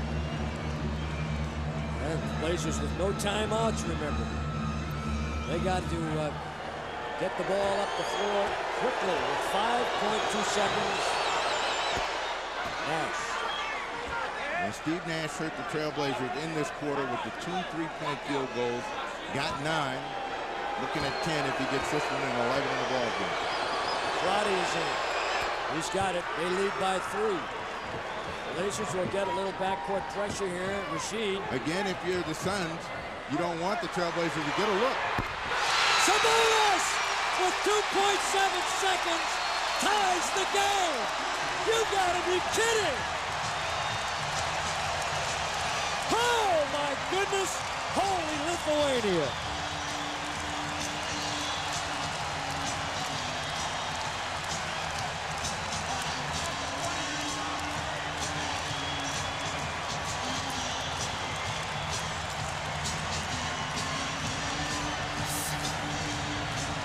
Well, this team has no quitting. Sabonis catches that one, gets both of his feet behind the line, and gets a leaner to go in. So from being dead in the water, they're still life. But how about the pass by Rasheed? You'd think that somebody could have gotten a hand in on that. Well, the Phoenix Suns wanted to try to keep everybody in front of them, so they were willing to give up a quick pass. Sabonis with a nice catch and turn. Do we have overtime on the menu? Dallas Suns still have 2.7 seconds remaining and will get the ball at midcourt if they choose to take it in from there. 98-98, the Blazers have come back from being 9 down with less than 3 minutes to play. Arvydas Sabonis. He has 24 points in the game tonight. Well, that tells you about this team. The celebration right there. They're all happy that they tied the ball game up and they've given themselves a chance to stay alive in this contest when it looked like they had shot themselves out early. What Danny Ainge wanted in that situation, again, if Portland got the ball in, foul. Don't let him shoot the ball. And you see, a lot of times players will go to sleep. You've got to be thinking, what is the game situation and why possession is important. Portland had no timeout. You foul them. Sabonis gets a couple of free throws, but you get the ball back. Now they've got to try to score to win the ball game or COT. So Portland's defense goes like this, Eddie. They have got to hands up on all the shooters. Don't give up an uncontested shot. You've got Manning, Chapman, Nash, Johnson, and Kidd again. No fouls. Blazers at Golden State tomorrow, home against Dallas Monday. Call for tickets at 224-4400. I'm Crotty on Kevin Johnson. Ryder against Kidd. Well, the quick shooter is Rex Chapman. He's got the quickest trigger out there, Danny Manning. Kevin Johnson misses at the horn on a good call. They had the play set. We're going to overtime. The Blazers outscoring the Suns 14-5 in the last 2 minutes and 44 seconds. And we've got extra time for you tonight. It's 98-98 from the Garden.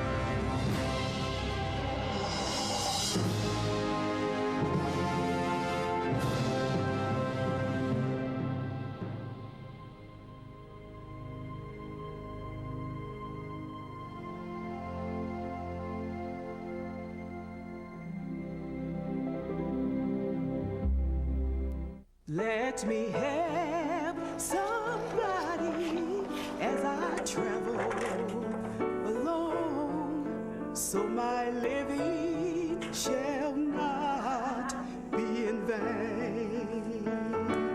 So my living shall not be in vain. So my living shall not be in vain.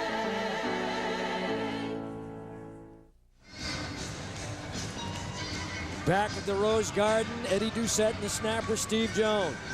And there's the number that I just gave you.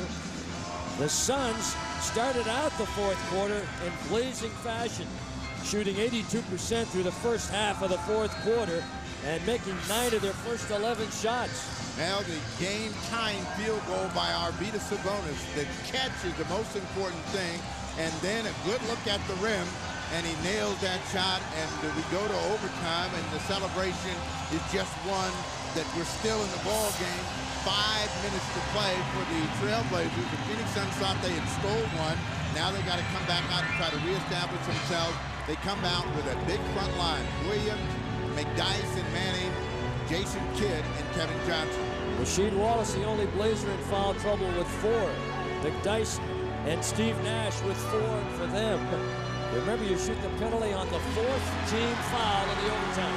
5 minutes. Kenny, they need him. He quick shoots, and the Suns get the rebound. That's a good shot for Kenny. You know, at some point, he's going to start to dial those in. He hasn't shot the ball enough to get a good shooting rhythm tonight. Blazers shoot the ball real well from the foul line and outside the 3 line in the fourth quarter. 3 of 4 on their home run ball. 6 on the shot clock. That's Jason Kidd. Big rebound by Brian Grant. That's his 10th of the ball game.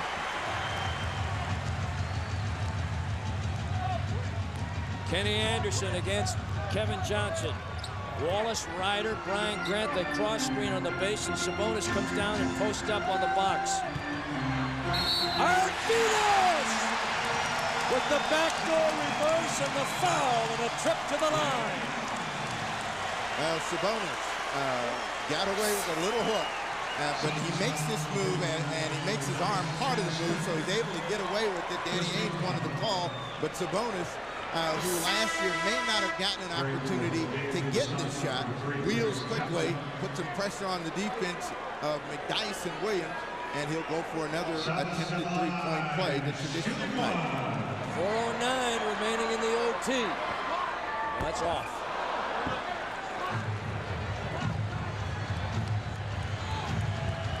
And Kidd brings it over with Manning and McDyess, Kevin Johnson and Rex Chapman. He pops off the top. They got a screen by McDyess. Chapman deep. Blazers on the boards. Kenny Anderson falling down. The Lilliputian in the land of the Giants pull one down. Well, Chapman saw nobody to guard him and pulled the trigger. And he's a very dangerous guy. He can miss those and suddenly make them remember the Hail Mary he made against Seattle in the playoffs. Ryder back to Sabonis. Patient offense, Brian Grant, baby! He rings the bell and fouled on the play.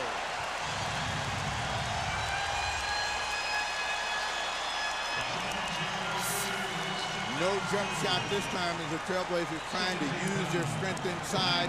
Grant with the soft little shot inside will have a chance for a three-point play. And McDyess, Steve, with his 5th foul, and Grant can't convert. There's 2 missed free throw opportunities after the Blazers were 10 for 12 from the foul line in the fourth quarter. And Kevin Johnson clears, and that means he's coming to the rim.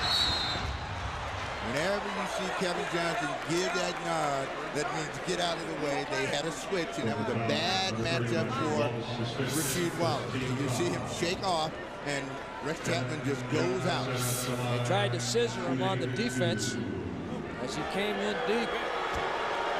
And Johnson, who's had a history of injuries the last few years, holding up well here tonight. His team down 2. Down 4, down 3 now. John Williams, who was a stalwart in the fourth quarter, coming off the bench, having not played at all earlier, had 6 big points in the fourth quarter. We've got a big team out there now. Williams, McDyess, and Manning.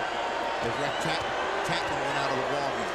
Rasheed has 5 fouls.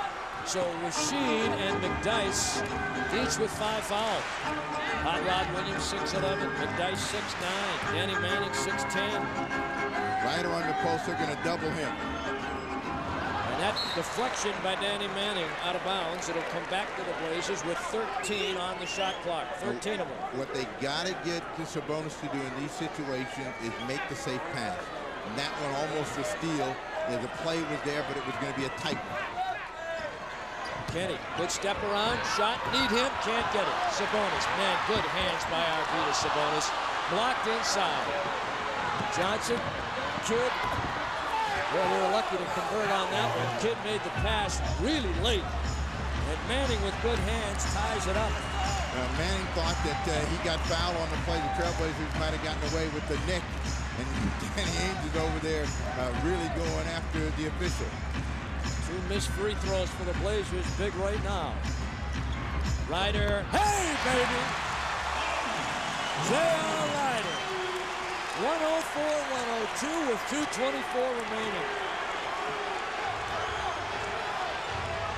A lot of time, and if you can, you want to make the Phoenix Suns become a jump shooting team. Pressure on Kevin Johnson, no angle to pass the ball, throws it away. Brian Grant with outstanding defense, fronting Manning on the base, and Manning tried to go backdoor, was screened and couldn't see in the 15th Phoenix turnover of the night. 104. From where Kevin Johnson was, that was a tough angle, but he was thinking shot clock running down, he'll take a chance at it. Kenny on KJ. Looking for Sabonis. And again, Rasheed missing. Rasheed, a tough night from the floor, 5 for 18. The running hook by Danny Manning. And we're tied again. When you come back to Sabonis like that, if you're Wallace, knowing that you're not stroking it from the outside, try to dive down the lane and let Sabonis have a chance at finding it. Steps in. Sink off of Manning. Ryder shot will be off. Rasheed taps it free, and here comes Johnson with Kidd on the left wing. Knocked away by Kenny. Rasheed, or make that Sabonis to Kenny. And Kenny slaloms free and goes to Sabonis. Back to Ryder. Back door. And they say it was out of bounds. Bernie Fryer pointed toward the Phoenix Suns end, but the Trailblazers will get it back as Jason Kidd, I think, was out of bounds. So you got 15. Dunleavy's asking for a new clock. He's supposed to get one here. And he gets it. And he does. You watch Ryder on the drive. And the Blazers will get 24 seconds and Rasheed to inbound. Arvydas and Grant stacked tall timber on the left side of the lane. Now they're having a discussion. We'll find out whether they're going to get the repossession. And Haynes is questioned. Kenny out between the rings and Ryder on the ball. Now they go back to the left side to JR. Well, again, I think that the defense has to react to Sabonis, and you want to make sure you use him whenever you can. Ryder trying to squeeze it off. And he does for 27 points tonight. And a 106-104 lead. J.R. Ryder with the last 4 points for the Blazers. KJ on Kenny. Jason Kidd. Ryder stays with him. Back to an open KJ. It's off. Arvydas Sabonis. And we're under a minute in a 2-point Blazer lead, and Arvydas with 9 rebounds to go along with his 25 points tonight. Well, the Trailblazers with 35 in the game, 12 on the shot clock will work to Sabonis. This is where you want people cutting to the basket. He threw it away. He said he was hacked on the arm, but they haven't. Manning and Rasheed is going to get the 6th foul of the game. Look out, don't get a technical. He's out. Well, Bernie Fryer just asked him, do you want a technical? Just move out. So, I mean, Dunleavy's got to get him out of the game. Wallace doesn't want to leave. But that was a good foul. In that situation where Manning has a chance to get a rebound, to get a layup, you want to make sure that you make every effort to get a body on him, make it a tough shot. Manning, not a great free thrower, steps to the line, then walks away. Manning 73% career.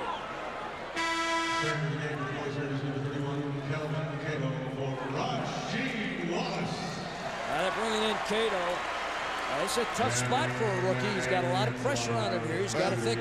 He's got to be intelligent. The only thing he's got to do is get a miss. If he can get a rebound on a miss, he will have done his job. Then they don't want him in the play. Just send him down the other end.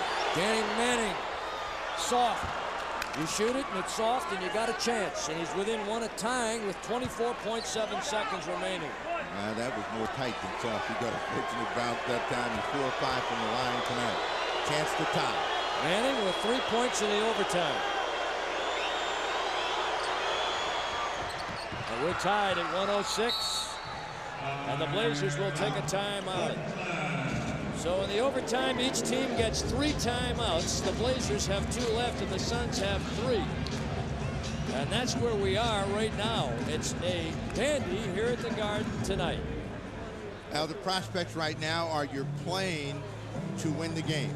You got the final 24. There are 24.7 seconds left. So if you hold for the last shot, that means Phoenix will not have a chance if you miss to get back the other way in time to get a shot away. And the Blazer dancers out here trying to get the crowd into it. They're thinking about other things right now. They just want to see this Blazer team come down and end it with a win. 106-106 ties. The Lakers win one in double overtime, and the Rockets go down to their 3rd in a row at home.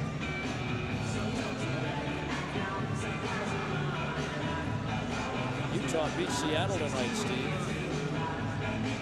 A few days off for the Utah Jazz, and Jerry Sloan applied the wood, and they responded correctly. A big win for them in a season where they had been struggling. And Sloan's statement is, you can't feel sorry for yourself. John Stockton is not here, and it's time for somebody to step up. That's what you've always been saying. You can play in the streets and get out here and play. Today they did. Atlanta still undefeated. The Lakers still undefeated. The Blazers trying to make it 6 wins in a row. It's wonderful. It's NBA basketball here in November.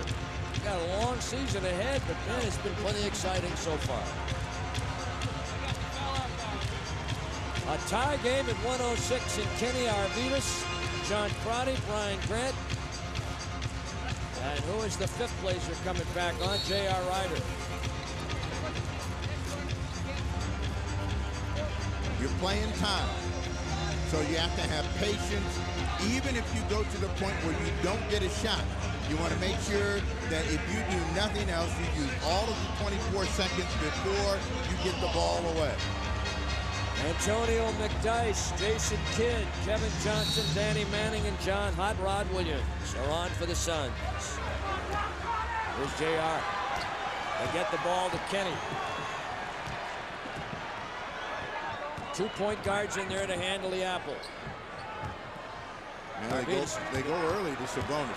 You don't want this to happen, but they get McDyess to reach in, and Danny Ainge is thinking stop the clock because that gives him a chance to at least get another score. And that's it for McDyess. He's fouled out of the game. So Rasheed and McDyess are gone. 8.9 seconds remaining here in the game. See, they had one to burn. They didn't want the Trailblazers just to use all of that time. So now at 8.9, the Trailblazers have all the time to get the winning shot or go into OT. Back to Sabonis. 106-106. Lost his dribble. JR back door. Oh, my. And Brian Grant got the last shot, hammered on the play, and no foul call. Greg Willard, the official down there, was right on top of the play, and Mike Dunleavy, J.R. Ryder. J.R.'s really upset they missed a call. Came out on the baseline, and when he got the ball, he got hit. A little bit out of control and trying to control it, and where he's complaining is when he finally got hold of the ball, he thought he got hit on the way. All right, here it is. Go to the second overtime. Coming up.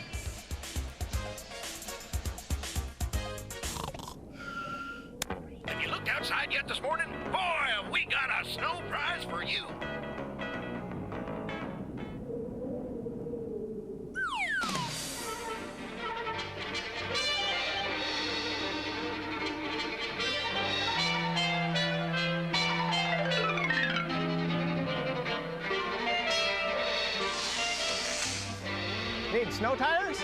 Les Schwab, traction for whatever you drive. Michael Jordan is CEO Jordan.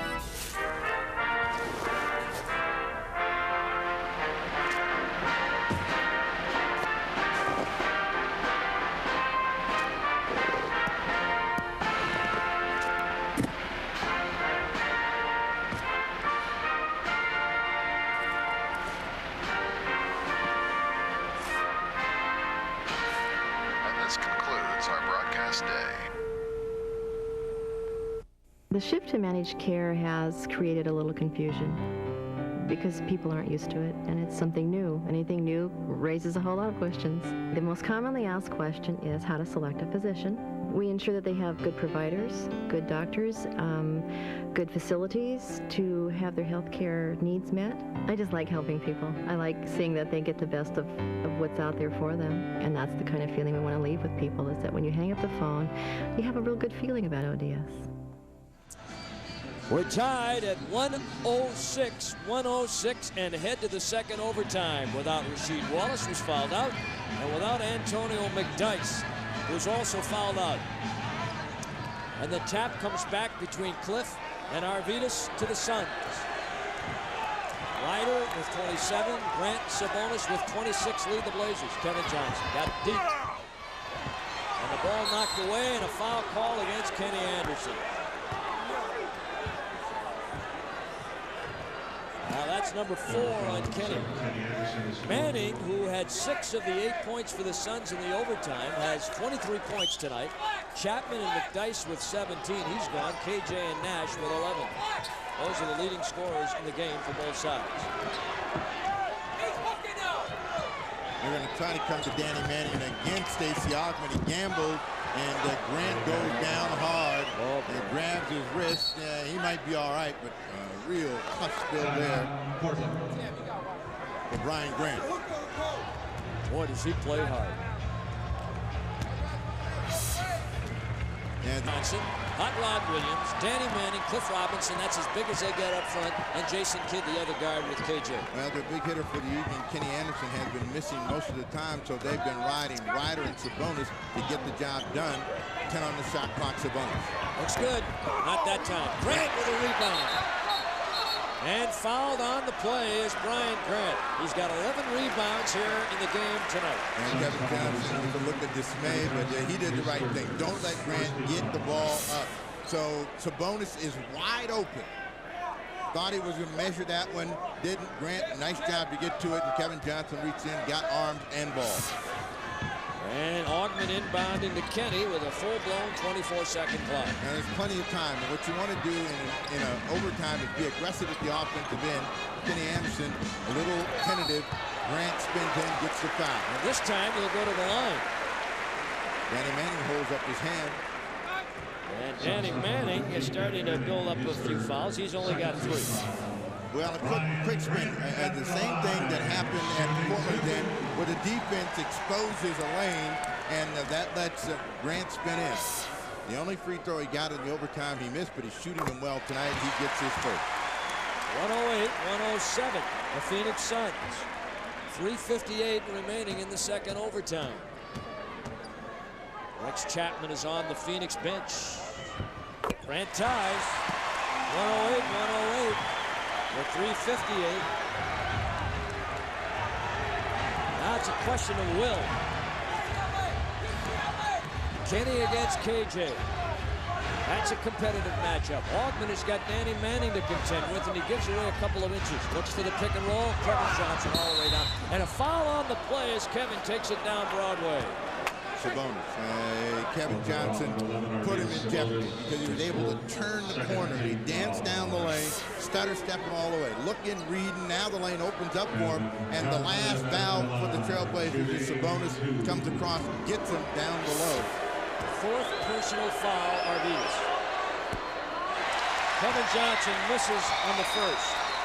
KJ, 84% career shooter. He had a 16 for 16 night just recently against Utah. Well, he had been perfect tonight until that free throw gets the second.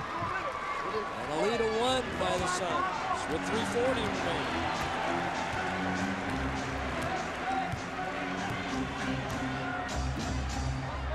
like to see overtimes played in a very quick and aggressive fashion, and teams generally slow it down. Sabonis fighting for position.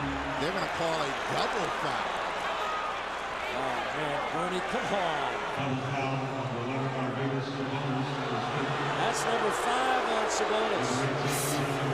Well, if you're Danny Ainge, you'll take this, but Sabonis is not giving up his position, and he's getting popped and pushed pretty good. Can't believe the whistle goes against him. Double foul, first down, hot rod. Each team with 2 team fouls. Ainge will take the trade-off. He's got 5 more to burn, and Sabonis is 1 more, and Sabonis has been his big problem the entire evening. You don't shoot the penalty in the overtime until you're at the 4th team foul. Arvidas has to come out high and looks for Kenny. The Blazers down 1. Will try and get it done right here. Right. Tough shot. Doesn't make a difference. The tougher, the better. He likes him tough. He's got 29. 110-109. JR.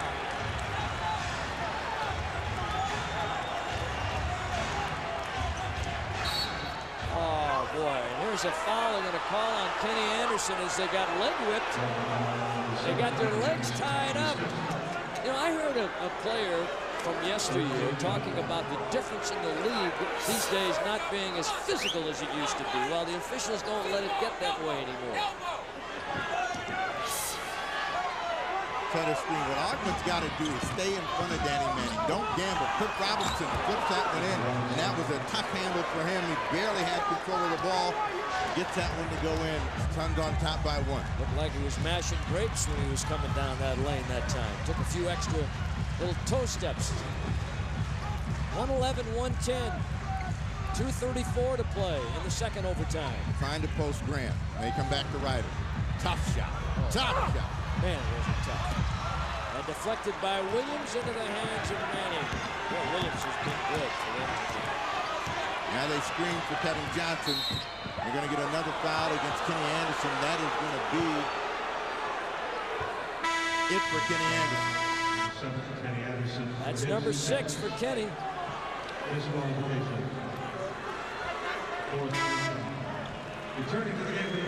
So John Crotty comes in the ball game, but anytime Kevin Johnson is able to turn that corner, quiet night for Kenny Anderson. I'm sure he's disappointed he's not going to be around for the finish. And Danny Ainge just saying, what about my free throw? Kenny with 7 points for the night.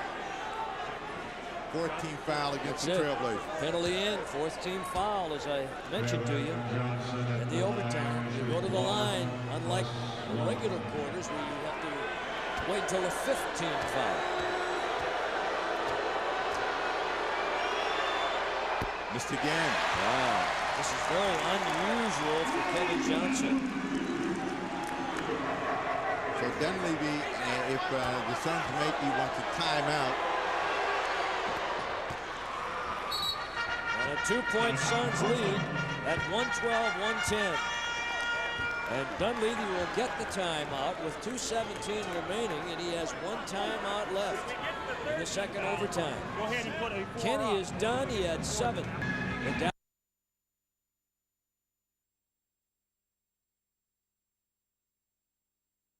The Dallas Mavs are here.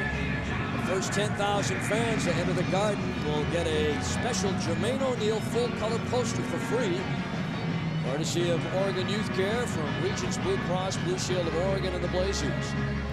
The Blazers individual game tickets are available now at the Rose Quarter ticket office.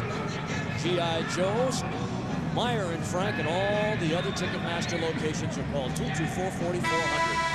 224-4400 now. 112-110. JR with 29 and 4 of 9 on his 3-point attempts. And Kevin Johnson missing 2 of 4 free throws attempted here in the second overtime. Both coaches will say free throws hurt them perhaps when they needed the first or second overtime. Portland got misses on 3-point attempts from Sabonis and Brian Grant inbounding the ball against pressure. And John Crotty will bring it up. Kevin Johnson, Kidd, Manning, Williams, and Cliff. on their front line. Again, the quicker you move the ball, the easier it is to get a score. The defense won't be able to get set. 10 on the shot clock, and Ogden stops the clock and is thinking about trying to find Sabonis. Now he's got to go. Oh, nice pass to Sabonis by Ogden, who looked like he was going to take the shot. So with 1:54 remaining, the Suns, tying up the play with the ball in Ogden's hands, almost got the ball back. They cut him off, and what helped the Trailblazers was Cliff Robinson was coming to help Danny Manning. That allowed Sabonis to get inside. This one no good. Sabonis knew it as soon as he let it go. Jason Kidd looking at him as Arvidas was talking a little Lithuanian. He understands that, though, your man. Mr. Mbote. Wow. Sheds the mouthpiece. Can't get that one. It's all the way up. They won't be returning that one to the big fella. Oh, KJ working on Crotty. What a shot by Kevin Johnson. 4-point lead, 114-110, 140 remaining. A lot of time. You know, I think that the Trailblazers are playing like there isn't a lot of time, and they've got to loosen up a little bit right here. Be aggressive at the offensive end. Ryder, tough shot. Another tough shot. And he claps in the direction of the official, Greg Willard. Willard didn't see it, which is good for Ryder. You don't want to do anything to show up the officials. Ryder coming hard, little show and tell, pulls it in, pulls it back out, and then hoists it up. Amidst the swooshes and whooshes, Ryder at the line makes the first. Boy, that shot by Kevin Johnson, Steve. That's as tough as they get.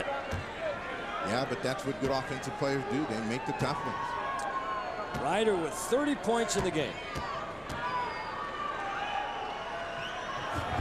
The Blazers have missed 3 of their last 4 free throws attempted. Here come the Suns up by 3. Still again, a lot of times, now you want to stop, you want it, and what they've got to do is make sure that Stacey Augmon gets some help. Trying to front, but not really in front, and Kevin Johnson with the ball. He wants to try Crotty on here. 4 on the shot clock. John Williams with a great move back door, and the Blazers can't save the ball from going out of bounds. They call a loose ball foul. They get saved. They get a save there. Wow. Penalty in. Loose ball foul on the Suns, who lead by 3. And that is on Manning, who's got 4. Well, the ball is tipped by Manning, and then Manning comes over the top. The whistle is late, but it's a good call. Manning was hoping that they were going to get the ball back. Arvidas Sabonis at the line, a career high in the NBA for minutes. 44 tonight. And he doesn't want the same result he had last time, so he really sets himself and measures, gets good rhythm, using his legs that time, nothing but net. 2-point ball game, 59.2 seconds remaining. Suns on top. Got him both. So those missed free throws become pretty big right now. It's 114, 112. Plenty of time. Again, plenty of time. The shot clock at 12:45 on the game clock. Wow, Manning had fallen down, and the ball just popped up to Stacey Augmon, and he couldn't control it. And the Suns, with 8 seconds remaining on the shot clock, will take the time out. There are 42.5 seconds remaining in the second overtime. Manning trying to plead his case. Watch that guy. Can you do that? 114, 113. They almost cheated the Blazers out of a point there. And watch the play. Manning falls on his rear end. The ball is almost handed to Stacey Augmon, and he can't control it. Flips it out of bounds. Grant can't get to it, so the Suns, they get a break. 8 on the shot clock when they come back. 42.5 seconds remaining in the second overtime. What did Ernie Banks say? Let's play 2. Well, they actually meant 3. Well, we have some big minutes tonight. Blazers, of course, playing at Golden State tomorrow. Ryan Grant with 50. Ryder with 48 minutes. Wallace with 44. Wallace fouls out of the game, but he had 45 minutes before he went down. And Kenny Anderson had a big game minutes-wise, 47 of them. There's a guy that loves his Blazers. Oh, yeah. I think Mike Dunleavy is thinking, one, this is a more important game. We win this game tonight. We take a lot of confidence down there. I can try to spot people minutes. The Golden State Warriors are struggling right now. Certainly, they could have one of those bust-out games, but you take your chances with a team that's in turmoil and disarray, that they're not going to play a real hard, top-notch game for 48 minutes. You might be able to go down there and, use your people correctly, still get a win. This is the game right now that Dunleavy wants. He's not going to worry about tomorrow until this one's over. Steve, a big turnaround by the Suns here from the second half on the boards. They were trailing the Blazers by 6 rebounds at the half, but they are now leading the Blazers by 2 on the boards for the game, and AT&T Wireless will tell us again in the overtime. The defenses got a little tighter, and the Blazers 36%, the Suns 45% from the floor. All right, Phoenix will get it with 8 seconds on the shot clock. Kidd looks for Chapman, who's in the game. Waiting to steal Crowdy, and foul back here by Danny Manning.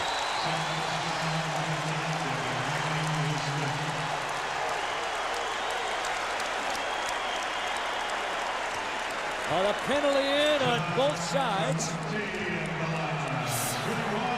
They inbound the ball, and Kevin Johnson had it knocked away, and Danny Manning misses. J.R. Rodgers out there waving for quiet. Crowdy knocks it in. Well, John Crowdy has just tied the game with 40.5 seconds remaining. Kevin Johnson goes out, and in comes John Hot Rod Williams.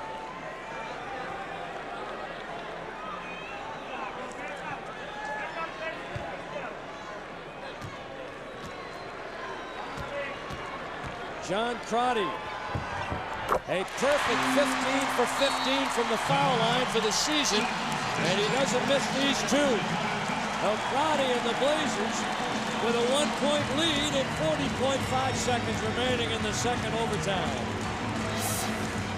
We get a look at how the Trailblazers come up with possession of this ball. He fights through and just reached in as the ball was being passed and was able to get it away from Kevin Johnson.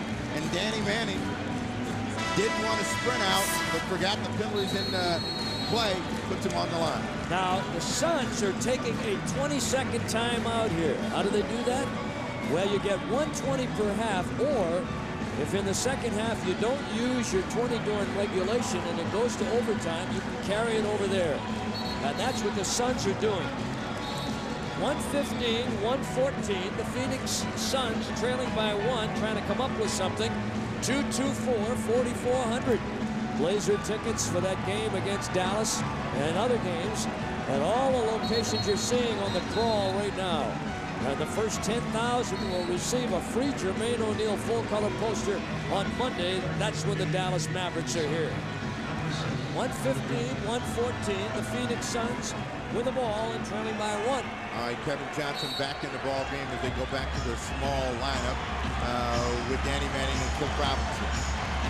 They need a stop here, the Blazers.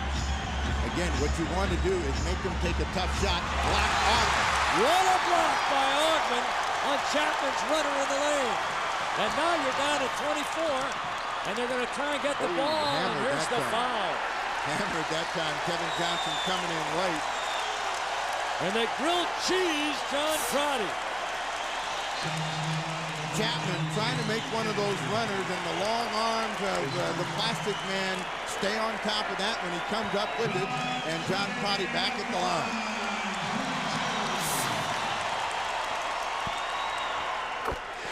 John Crowdy paying dividends. Kevin Johnson down. What Danny Ainge is looking at is a timeout. A 2-point Blazer lead with 19.1 seconds remaining. And Crowdy is perfect.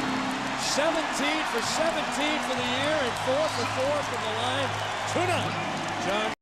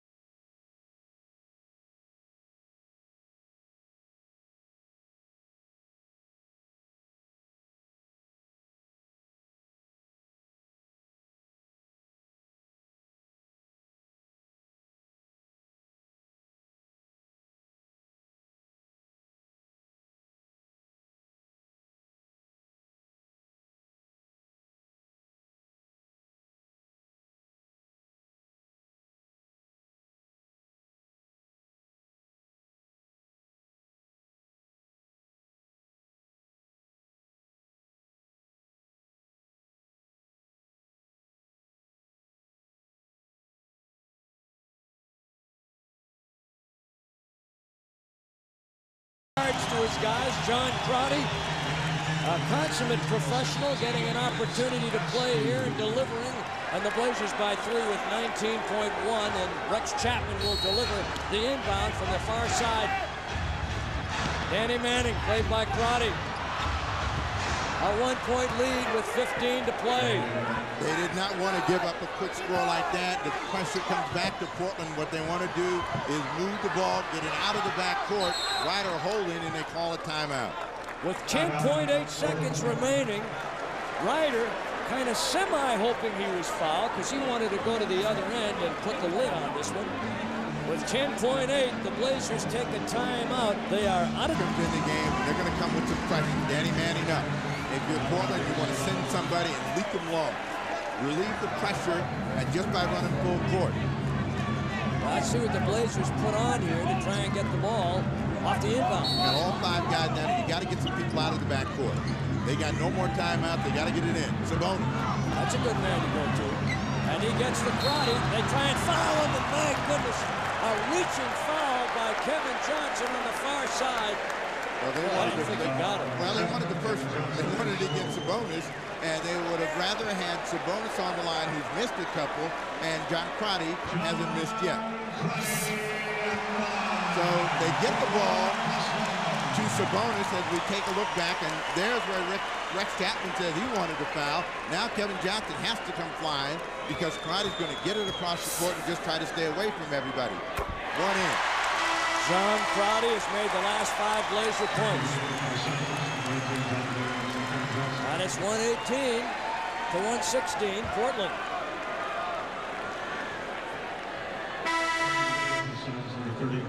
Depending on who's shooting the free throw, that tells you exactly how difficult they are. For a guy that's on a string like Crotty, feeling very confident, he's relishing the situation. Ryder, who's made a lot of tough shots tonight, he may be the same. Sabonis, he's angry at himself. He might want to go back there one more time, but Crotty's getting it done for him. And John Crotty has made 6 straight free throws. Got to have pressure up on him, and that's why I say in these situations, possession is the most important thing. Don't let that guy who hasn't made a shot suddenly make one, and now you got to go to a third overtime. Remember what he did in the playoffs? That wild shot on the far side. He's a 35% career three-point shooter. Chapman, 7.1 seconds. The clock does not start till it touches the plane. Chapman. There it is. All right, look at this. Bang! And with 4 seconds remaining, Chapman has tied the game in the second overtime. Here's Augment. They want to foul him. Ryder. Oh, my. With Vincent Askew in the game for the first time, we're going to a third overtime.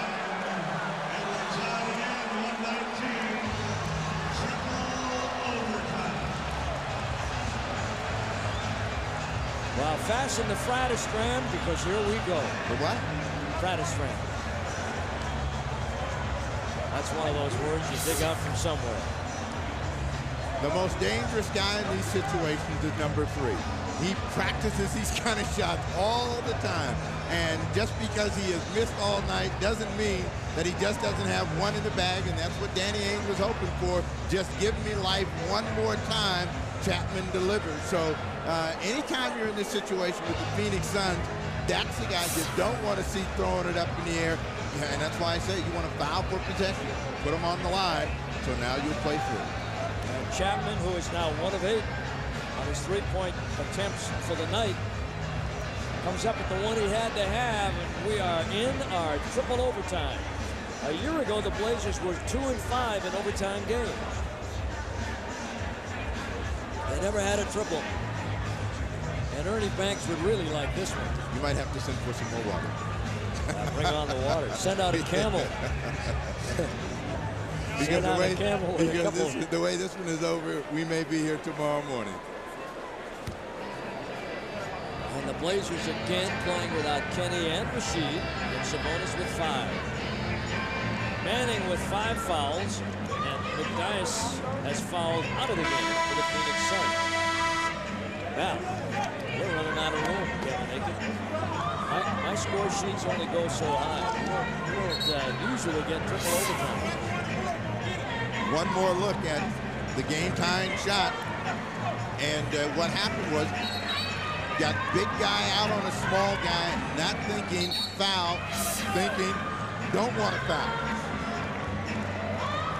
What Chapman does better than probably any other player in the NBA is make off-balance shots from difficult position from deep out on the floor. And I'm sure that the Suns see him do it in practice all the time. They were only thinking about one guy getting the shot away. Chapman did it. Sabonis. This is a part of the game that when you go to the third overtime, you don't think about being tired. You guys want to win now. Well, you know, again, it comes to a question of will. Ryder lets Kidd chase by, short on the three. Roddy wide open, doesn't take it. Roddy, who had 6 foul shots that he made in the overtime, the second overtime, to get the Blazers here. Again, the team that's the most aggressive usually gets the advantage in the OT. Grant inside. Nice move, Brian Grant. He's got 30. That's a career high as a Blazer. 121-119, Grant. Here's KJ. Kevin Johnson in the middle of the court. You got to make a decision. You cannot let him come to you, and Sabonis can't be fooling around after Hot Rod Williams. We'll show and tell, and he gets that when he go in. Did he lose that ball on the way up and then change? Or did he have that plan to tie for his 8th point of the game and 121-121? Hot Rod, all 6 points that he had before that in the 4th quarter. Roddy. Short with that. Ryan Grant, how tough is he? 32 points for Grant and 13 rebounds, but all over the offensive boards. The Blazers as a team also on the offensive boards. How many times have the fans tonight headed for the exits and come back in? Chapman with the runner. This time going high is J.R. Ryder. And the clock is rolling along now at 3:20 to play. 3:20 right now in this 3rd overtime. Pass and cut, try to make the game easy. They're going to double Sabonis, and out of it, you've got to find the open man. Grant coming to the rim again. He's got all 6 of the Blazer points in the overtime. Ryan Grant with 34 and 6 in the quarter. Well, it's a 6-2 game, but you cannot stop guarding people. John Hot Rod Williams trying for a dunk, couldn't get there. Ryder out in front. He's got a pair. And at the other end, John Williams tried to tie up Sabonis to prevent him from getting back in the break. Arvidas with a career-high minutes played and hanging on with 5 fouls and 2:43 left. The Blazers lead by 6. Coming down the lane, and this is a good offensive effort by Hot Rod Williams, but he was too far away. If he was younger, he might have been able to get there and throw it down. They tangle up, but a good move by Crotty to find Ryder, bringing it strong to the rim. And Sabonis on the tangle up delivered a well-placed elbow right to the chest of John Hot Rod Williams. Went down like Michael Moore. They're still here, and they're still having fun. Well, they've been up, they've been down, they've been running up in the aisles, and you know, with all kinds of anxiety and thinking that they've had this game won, to see it taken away, thinking that they're out of it, and have their team bring them back in it. 2:43 to play, still a ton of time left, and Portland with a 6-point lead, and they can't begin to celebrate. Well, neither of these clubs in key situations tonight, Steve, have really been affected by that new 3-point line at 23-9. Because as we saw Ryder in the 4th quarter to get the Blazers back into the ball game, he launched a couple from 25 to 30 feet. And of course, the tire at the end of the 2nd overtime by Rex Chapman had to be 28 feet out there. Well, both of those guys, though, are deep shooters. And as I said before, when you've got guys that traditionally have that kind of range, they can extend it a little bit further. You didn't open up your shirt and tie, did you? I mean, has it been that kind of game for you? Certainly did, buddy. Certainly did. You'll forgive me. You've gone past sweaty palm, and now you're undressing, huh? Oh, man, we're down to the 2nd knuckle on this one.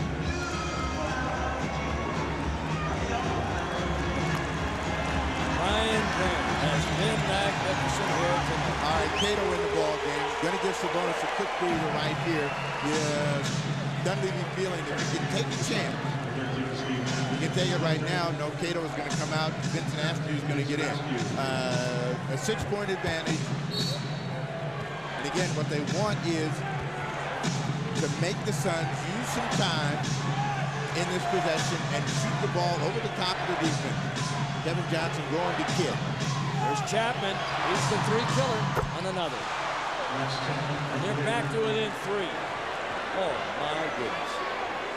This guy is uncanny. There's Crotty. The Blazers will take a timeout. And they'll huddle around their coach, Brian Grant, with a new career high. 34 points. Blazers by 3 and 2:18 remaining. Now you understand why Danny Ainge stays with Rex Chapman and doesn't come to Sabalos. Sabalos can't shoot like that. No, he's an inside baseline to 15, 18-footer. And the game that they have requires threats from the perimeter. And, you know, the entire game we've been talking about, Rex Chapman has not made a three-point field goal. Another way to get Chapman loose, they throw it inside, make the defense react, come back out to him over the top. He cuts the lead in half. So at 2:43, they're down 6. At 2:18, it's a three-point game and a different game now for the Trailblazers than the Phoenix Suns. Unreal, isn't it? This is one of those ball games that will become indelible, because hard to forget games like this, and particularly some of the things that have gotten it to this point. Ryder, John Crotty's foul shooting, losing 2 key guys in Anderson and Rashid. They lose McDyess. Danny Manning's play tonight has been just superb for the Phoenix Suns. And then Rex Chapman, who had gone 0 for 7 outside the foul three-point line, hits 1 at the end of double overtime with 4 seconds left to pull him back into a 119 tie. And then with 2:18 in the third overtime, hits the big tough 3 and pulls him back to within 3. So many wonderful moments that will go down in my mind for many, many years. Oh, this is going to go into the archives. This is one of your memorable games. Yeah, it is. It's an archive job for sure. And that tells you that this is a game, because you have done so many, it's tough to push into that group. Certainly have. 127 to 124. The Trailblazers with a 3-point lead. Sabonis, a career high on minutes. His legs will be talking to him tonight. Brian Grant, banged up wrist and elbow. John Crotty, Augman, and Ryder, who has been just magnificent. Chapman, Cliff Robinson, Kevin Johnson. Again, use the threat of Sabonis inside. Try to get him a good post position and then cut off with him. Boy, Sabonis with that good brush screen and getting the ball back to Crotty. Nice job. Here's Crotty, open for 3. That's off. They've got it. We're at 2 minutes, and the Blazers clinging to a 3-pointer. Danny Manning on top with 5 fouls on Augman. Augman poke checks away. He's got it and gives it to Ryder. Good shot for Ryder, but he couldn't get it to go. Ball loose. On the end line, back to Portland. Danny Manning couldn't, or was it Cliff Robinson? Ryder just caught a cramp trying to rub it out. Well, I'll tell you, Stacey Augman has made some huge, he's made 2 big steals again here tonight. Well, Augman thought he had control of it, couldn't get it, dives on it. Cliff Robinson dove on it, but in the process slid out of bounds. And 141 remain in the third overtime.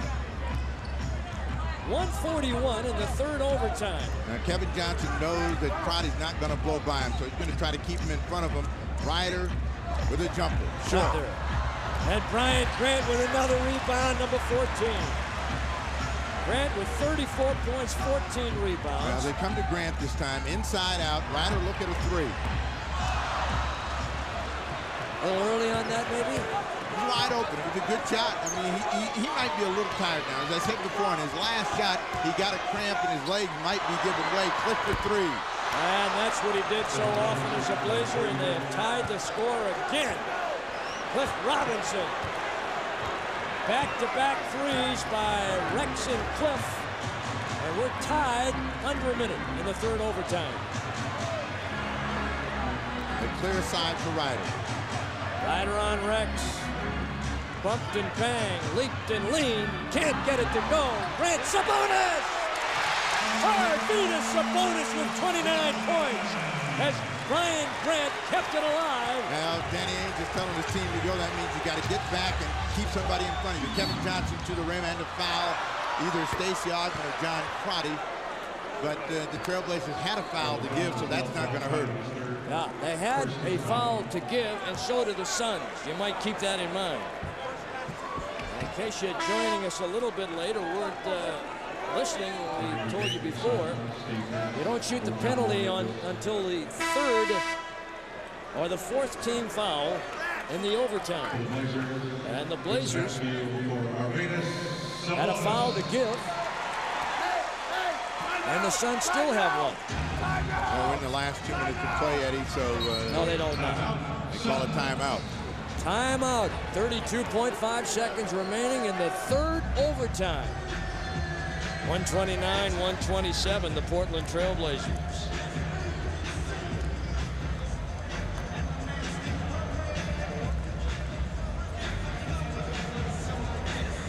Sabonis has been not being able to play, but he's had a lot of fun. He's been talking to the Trailblazer bench and all the players down there, jumping back and forth. Danny Ainge now trying to come up with the play.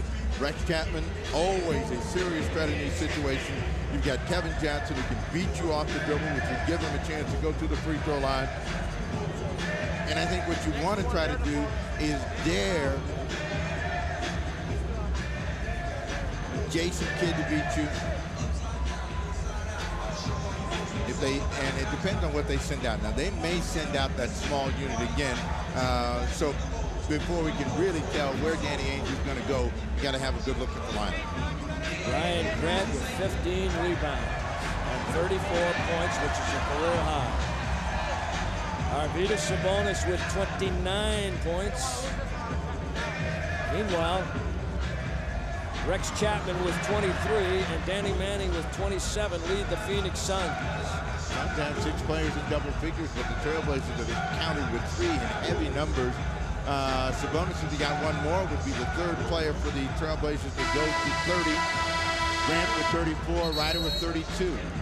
No, you mentioned the Suns with 6 players in double figures. Coming into the game, they had 6 players, the same 6 in double numbers.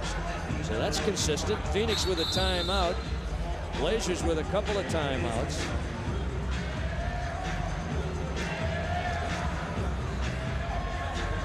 Blazers have no fouls to give. In the last 2 minutes of play. That's right. So the Suns will have 1 foul to give. What's important right now is that the Trailblazers make the shot come over the top of the defense. You've got Robinson, who hit a 3. You'd like him to be in a position to try to take a shot.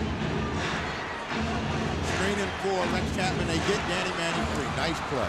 See, that was sweet the way they ran that. We are tied, and the Blazers take a timeout. 27.8. Got to call him a masseuse and have him on the team playing tomorrow. These guys are going to need one. All right, Sabonis and Augmon and Crotty and JR and Brian Grant for the Blazers. John Williams, Jason Kidd, Danny Manning, Kevin Johnson, and Clifford Robinson. Number 1 priority inbound the ball. Grant is open. And a timeout. Did they have one left? They had one left. Well, you got to work to get to the ball, and that time Crotty couldn't get there. Well, what happens a lot of times is there are players that are open, but rather than throw the ball and take a chance, the inbound guy becomes tentative, and pretty soon he sees no passing lanes available. But Brian Grant was right in front of Stacey Augmon. Augmon thought, I better not. I'll play it safe, call a timeout. And Mike Dunleavy is now telling his guys, all right, you missed it the last time. This is how we're going to run this out-of-bounds play. Steve, the Blazers now are out of timeouts in this third overtime. That is what Dunleavy was a little bit upset about, that we had to waste the timeout, and it's the only one we got left.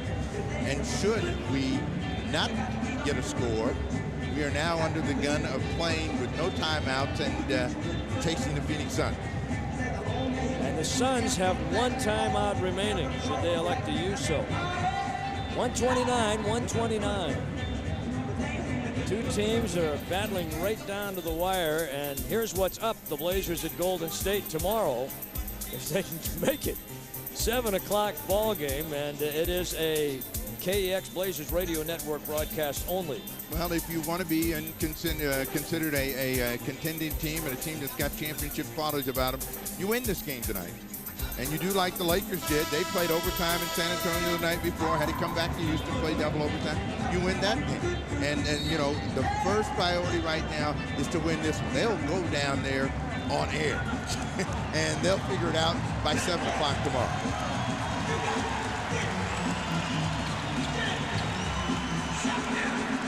Now, Grant and Augmon talk this time. So they have an understanding of who's open and who's not. Sabonis is telling everybody, all right, do we know what we have here? Again, a little bit of confusion on the set. All right, somebody's got to pop free. Friday can't find the way. They go to Ryder, and Kidd tries to hammer him, and Ryder's got it. Well, you got plenty of time here. Again, the idea is to get a good shot and use all of the time in the process. Ryder picked the ball up. That's not a good sign. Kevin Johnson almost stole it. And now Sabonis and JR are trying to get their sigil straight with 7 or 11 seconds remaining on the shot clock. 11 on the shot clock. Now you want somebody to step up and take control. Who's it going to be? Here's Grant open again. Oh, Ryder's got a chance. Tough, he's got to unload. He's got 7 seconds and a foul. A 3-second violation call on the Trailblazers. Wow. And now with 10.5 seconds remaining, they get Rex Chapman in the game, and the Suns have the ball. Boy, here's where being a little tired really affects you. Well, it's also a little tight. Phoenix Suns now have a chance to play for the final shot of the ball game, and they'll hold it because they know they can go to another OT. Chapman, tough shot. Not there. Augmon, and we're going to a 4th overtime. Oh, my. Have they ever had one here in the history of the Blazers franchise? The last 4 overtime game was March 16th, 1984 against the Chicago Bulls. I don't even want to tell you what happened there. The Blazers have had only 2 4-overtime games in the franchise's history. Well, the guys that are paying the biggest price right now are the coaches. They are worn out, and that's why I was laughing. Danny Ainge, oh, wow, we got a chance to steal this one, and they don't, and he is just dying in agony over there. Hey, pretty soon the shirt comes off, and then it's the full Monty.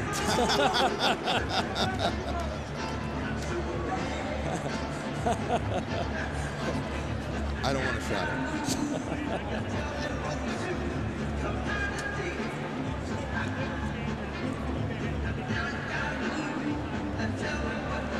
129 is what we've got.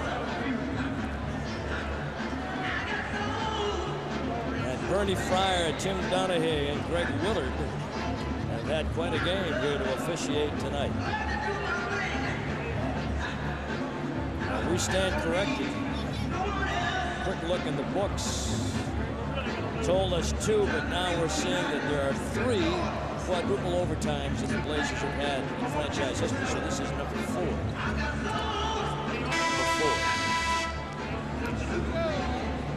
A quadruple. Well, I haven't had one of these in years.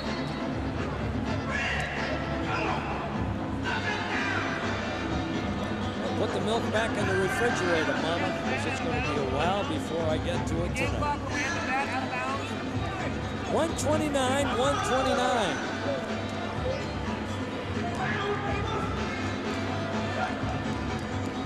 And a tired group of Blazers: Brian Grant, Stacey Augmon, John Crotty, Arvydas Sabonis.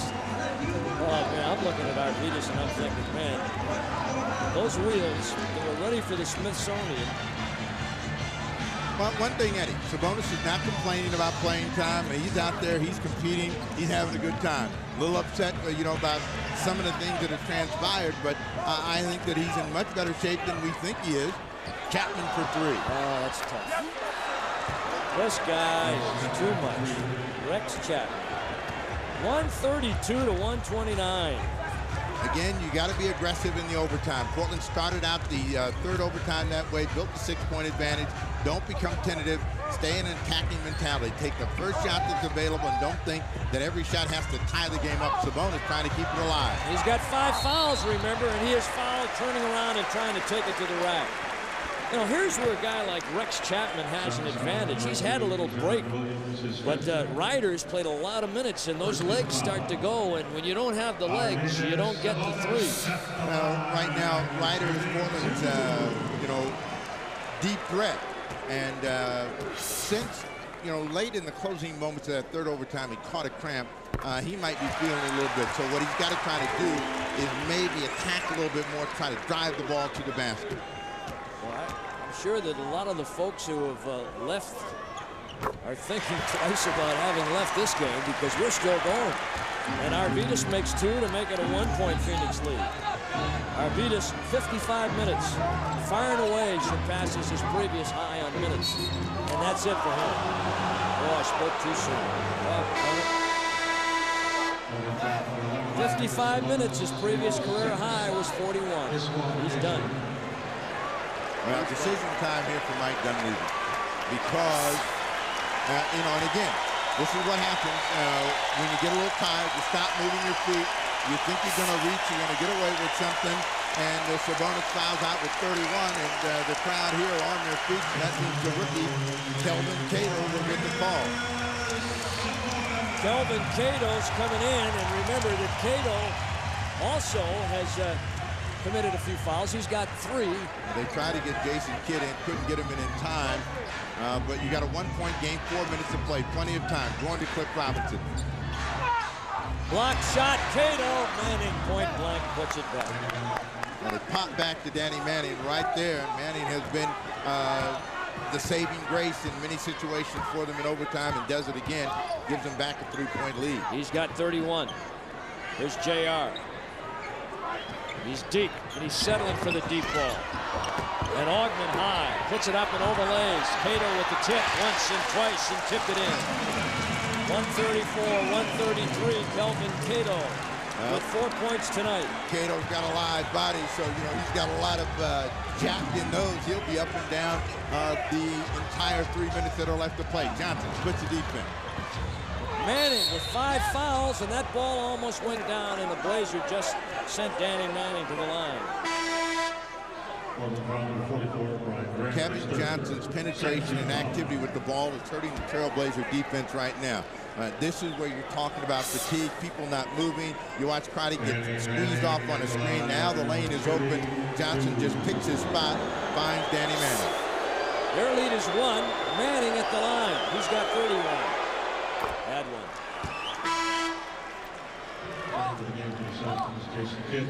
Too much time in this ball game right now for Danny Manning to be feeling tension under these situations. Cliff Robinson will come out. Jason Kidd gets in. Manning with 40 minutes. He's a 6th man. He wants that 6th man award this year.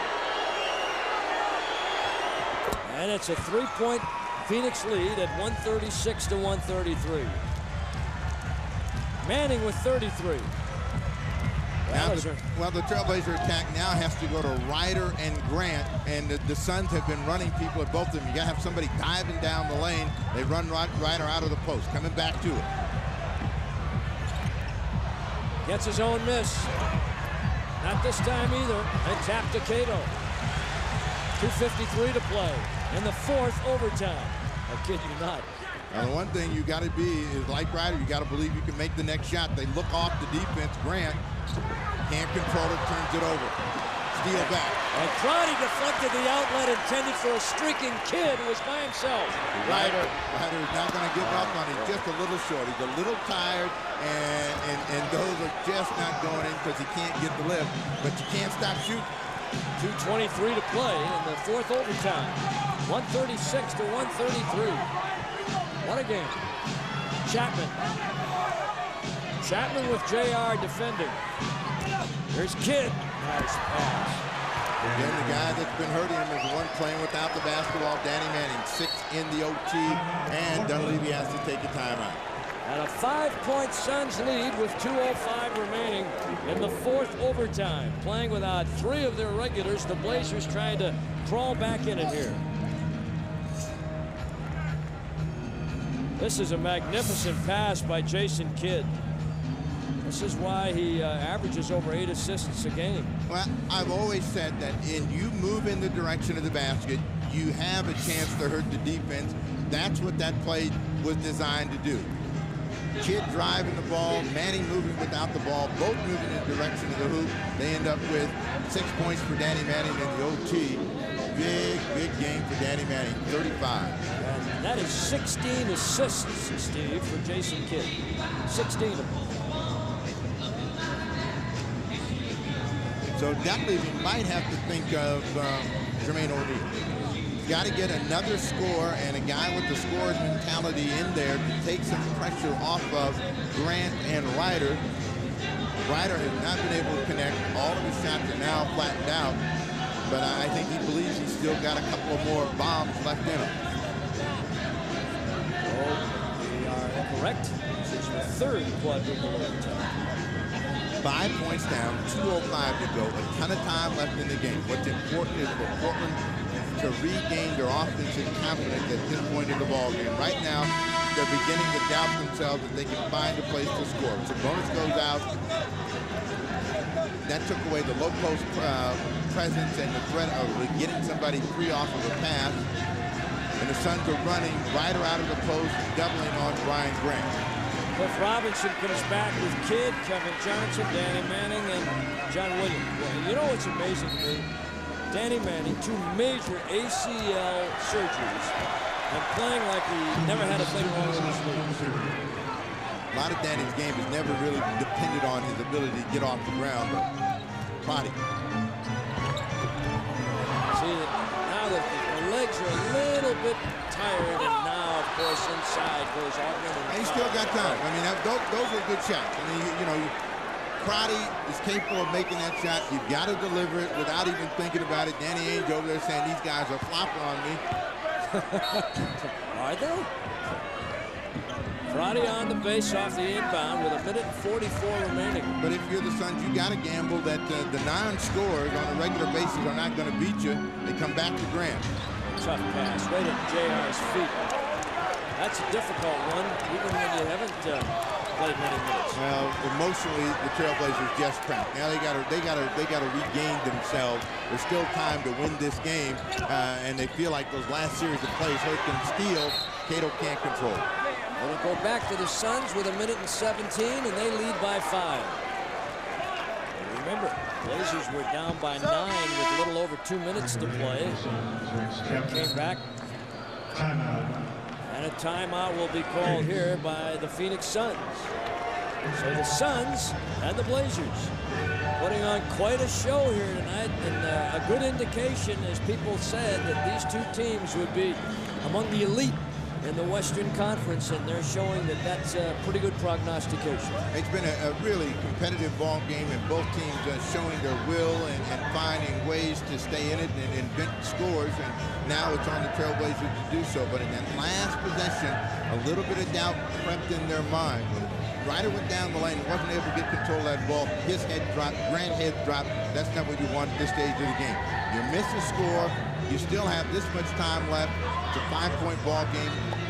1:17 to go. The opponent has 9 on the shot clock. That means good defense gets you another possession. You come back in an attacking attitude. You close it to 2 or a 3-point game. Steve, you've been in this situation before, playing. What is it like when your legs, when you're so tired and the legs get a little numb and rubbery? I mean, it's tough to play, but when you're in that condition, what you got to try to figure out is what is the easiest way to score. And that's what you do. So really what scores easily is moving without the ball, not having to work real hard one-on-one. So the quicker you move the ball, the quicker you can move your body around, the better chance you're going to have to score. More likely the defense is going to go to sleep. Offensively, the Trailblazers are showing that the fatigue and the fact that they've hit the wall with only 11% shooting. 1 for 9 from the floor. 138, 133 with 1:17 remaining in the fourth. Right. The fourth overtime. What happens in players' minds is they get on that hero type of mentality and they want to take on the opponent by themselves, and that makes the shot a lot tougher. Jason Kidd trying to inbound. Steal by Grant. Nicely done. You're in the game. Now you got to come back. Now, Crotty needs to get down the floor quickly. Don't take a lot of time, and then get into attacking attitude. Looking for Grant or Ryder. Give the defense a chance to set up by coming down slowly. Shot clock's down to 9, and Augmon forced to take the shot and hits. A 3-point lead by the Suns with 56 seconds to play in the fourth overtime. Now you're looking for a stop. Is there a miracle left here? Oh, there's plenty of time for a miracle. I mean, you got to give some help to Crotty off of Kevin Johnson. This is the guy that's been hurting him, Danny Manning. Not this time. They keep it alive, and Grant's got another rebound. That's his 17th. You got to go right now. See, the defense wasn't set. They had a chance to get to the rim. Now they're going to set up for Augmon against Rex Chapman.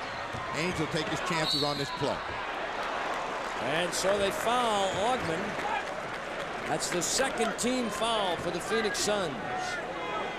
Suns foul number 3, Rex Chapman is fourth. And Augmon will go to the line. His team down by 3. They go to Augmon, and Rex Chapman is not going to let him get that one up in the air. They know he has a tough time with free throws, but that one's right in the center of the basket. Tim Robinson back in the ball game, saying, who am I in for? I'm in for somebody. Augmon with 32 minutes tonight. It's a 2-point game now.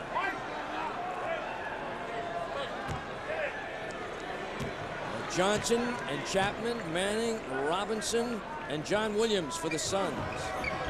And Kevin Johnson comes all the way from the side and gets the long rebound. Oh, boy. You want to do that? 14 seconds left. Well, you want to foul. You don't want to foul him. I mean, when you've got John Hot Rod Williams out on the floor, fouls to give, you don't want to foul people that can make them. And quickly, Danny Ainge is going to get a shooter in the ball game, and Steve Nash going to take some people out that he thinks are liabilities. John Hot Rod Williams coming out of the ball game. So with the foul to give, it was a good foul. And the Blazers now, and the Suns, no fouls to give with 14 seconds remaining. As Vincent Askew will come in, replacing Kelvin Cato. And the Suns will have to inbound side back. Now they'll send Chapman to the foul line. With 11.2 seconds remaining, 80+% career. And Isaiah Ryder with only 2 fouls here tonight, and both within seconds of each other. 138, 136. Chapman, quite a story. Bumped around, a lot of teams said no, came to the Suns, had a resurgence, a renaissance in his career last year. Could have gone elsewhere, re-signed for the Suns for 20% over the minimum, in hopes that maybe at the end of this year, when the Suns have all that free agent money available, they'll come up with something big for him. Well, he's found a place, he's found a system that he fits in. I mean, every place else, it's always been that Rex has been shot happy. Well, he is shot happy, but he's a very dangerous offensive player. We have seen all kinds of indications of that this evening. Chapman with 27 points, and the Suns will take a timeout. This is a Blazer timeout, excuse me. The Blazers with 1 remaining, and the Suns with 2, but we only have 11 seconds, 11.2 seconds left in the fourth overtime. And a lot of the fans that are still here, hanging on through a lot of excitement here at the Rose Garden tonight. Yeah, this has been a ball game.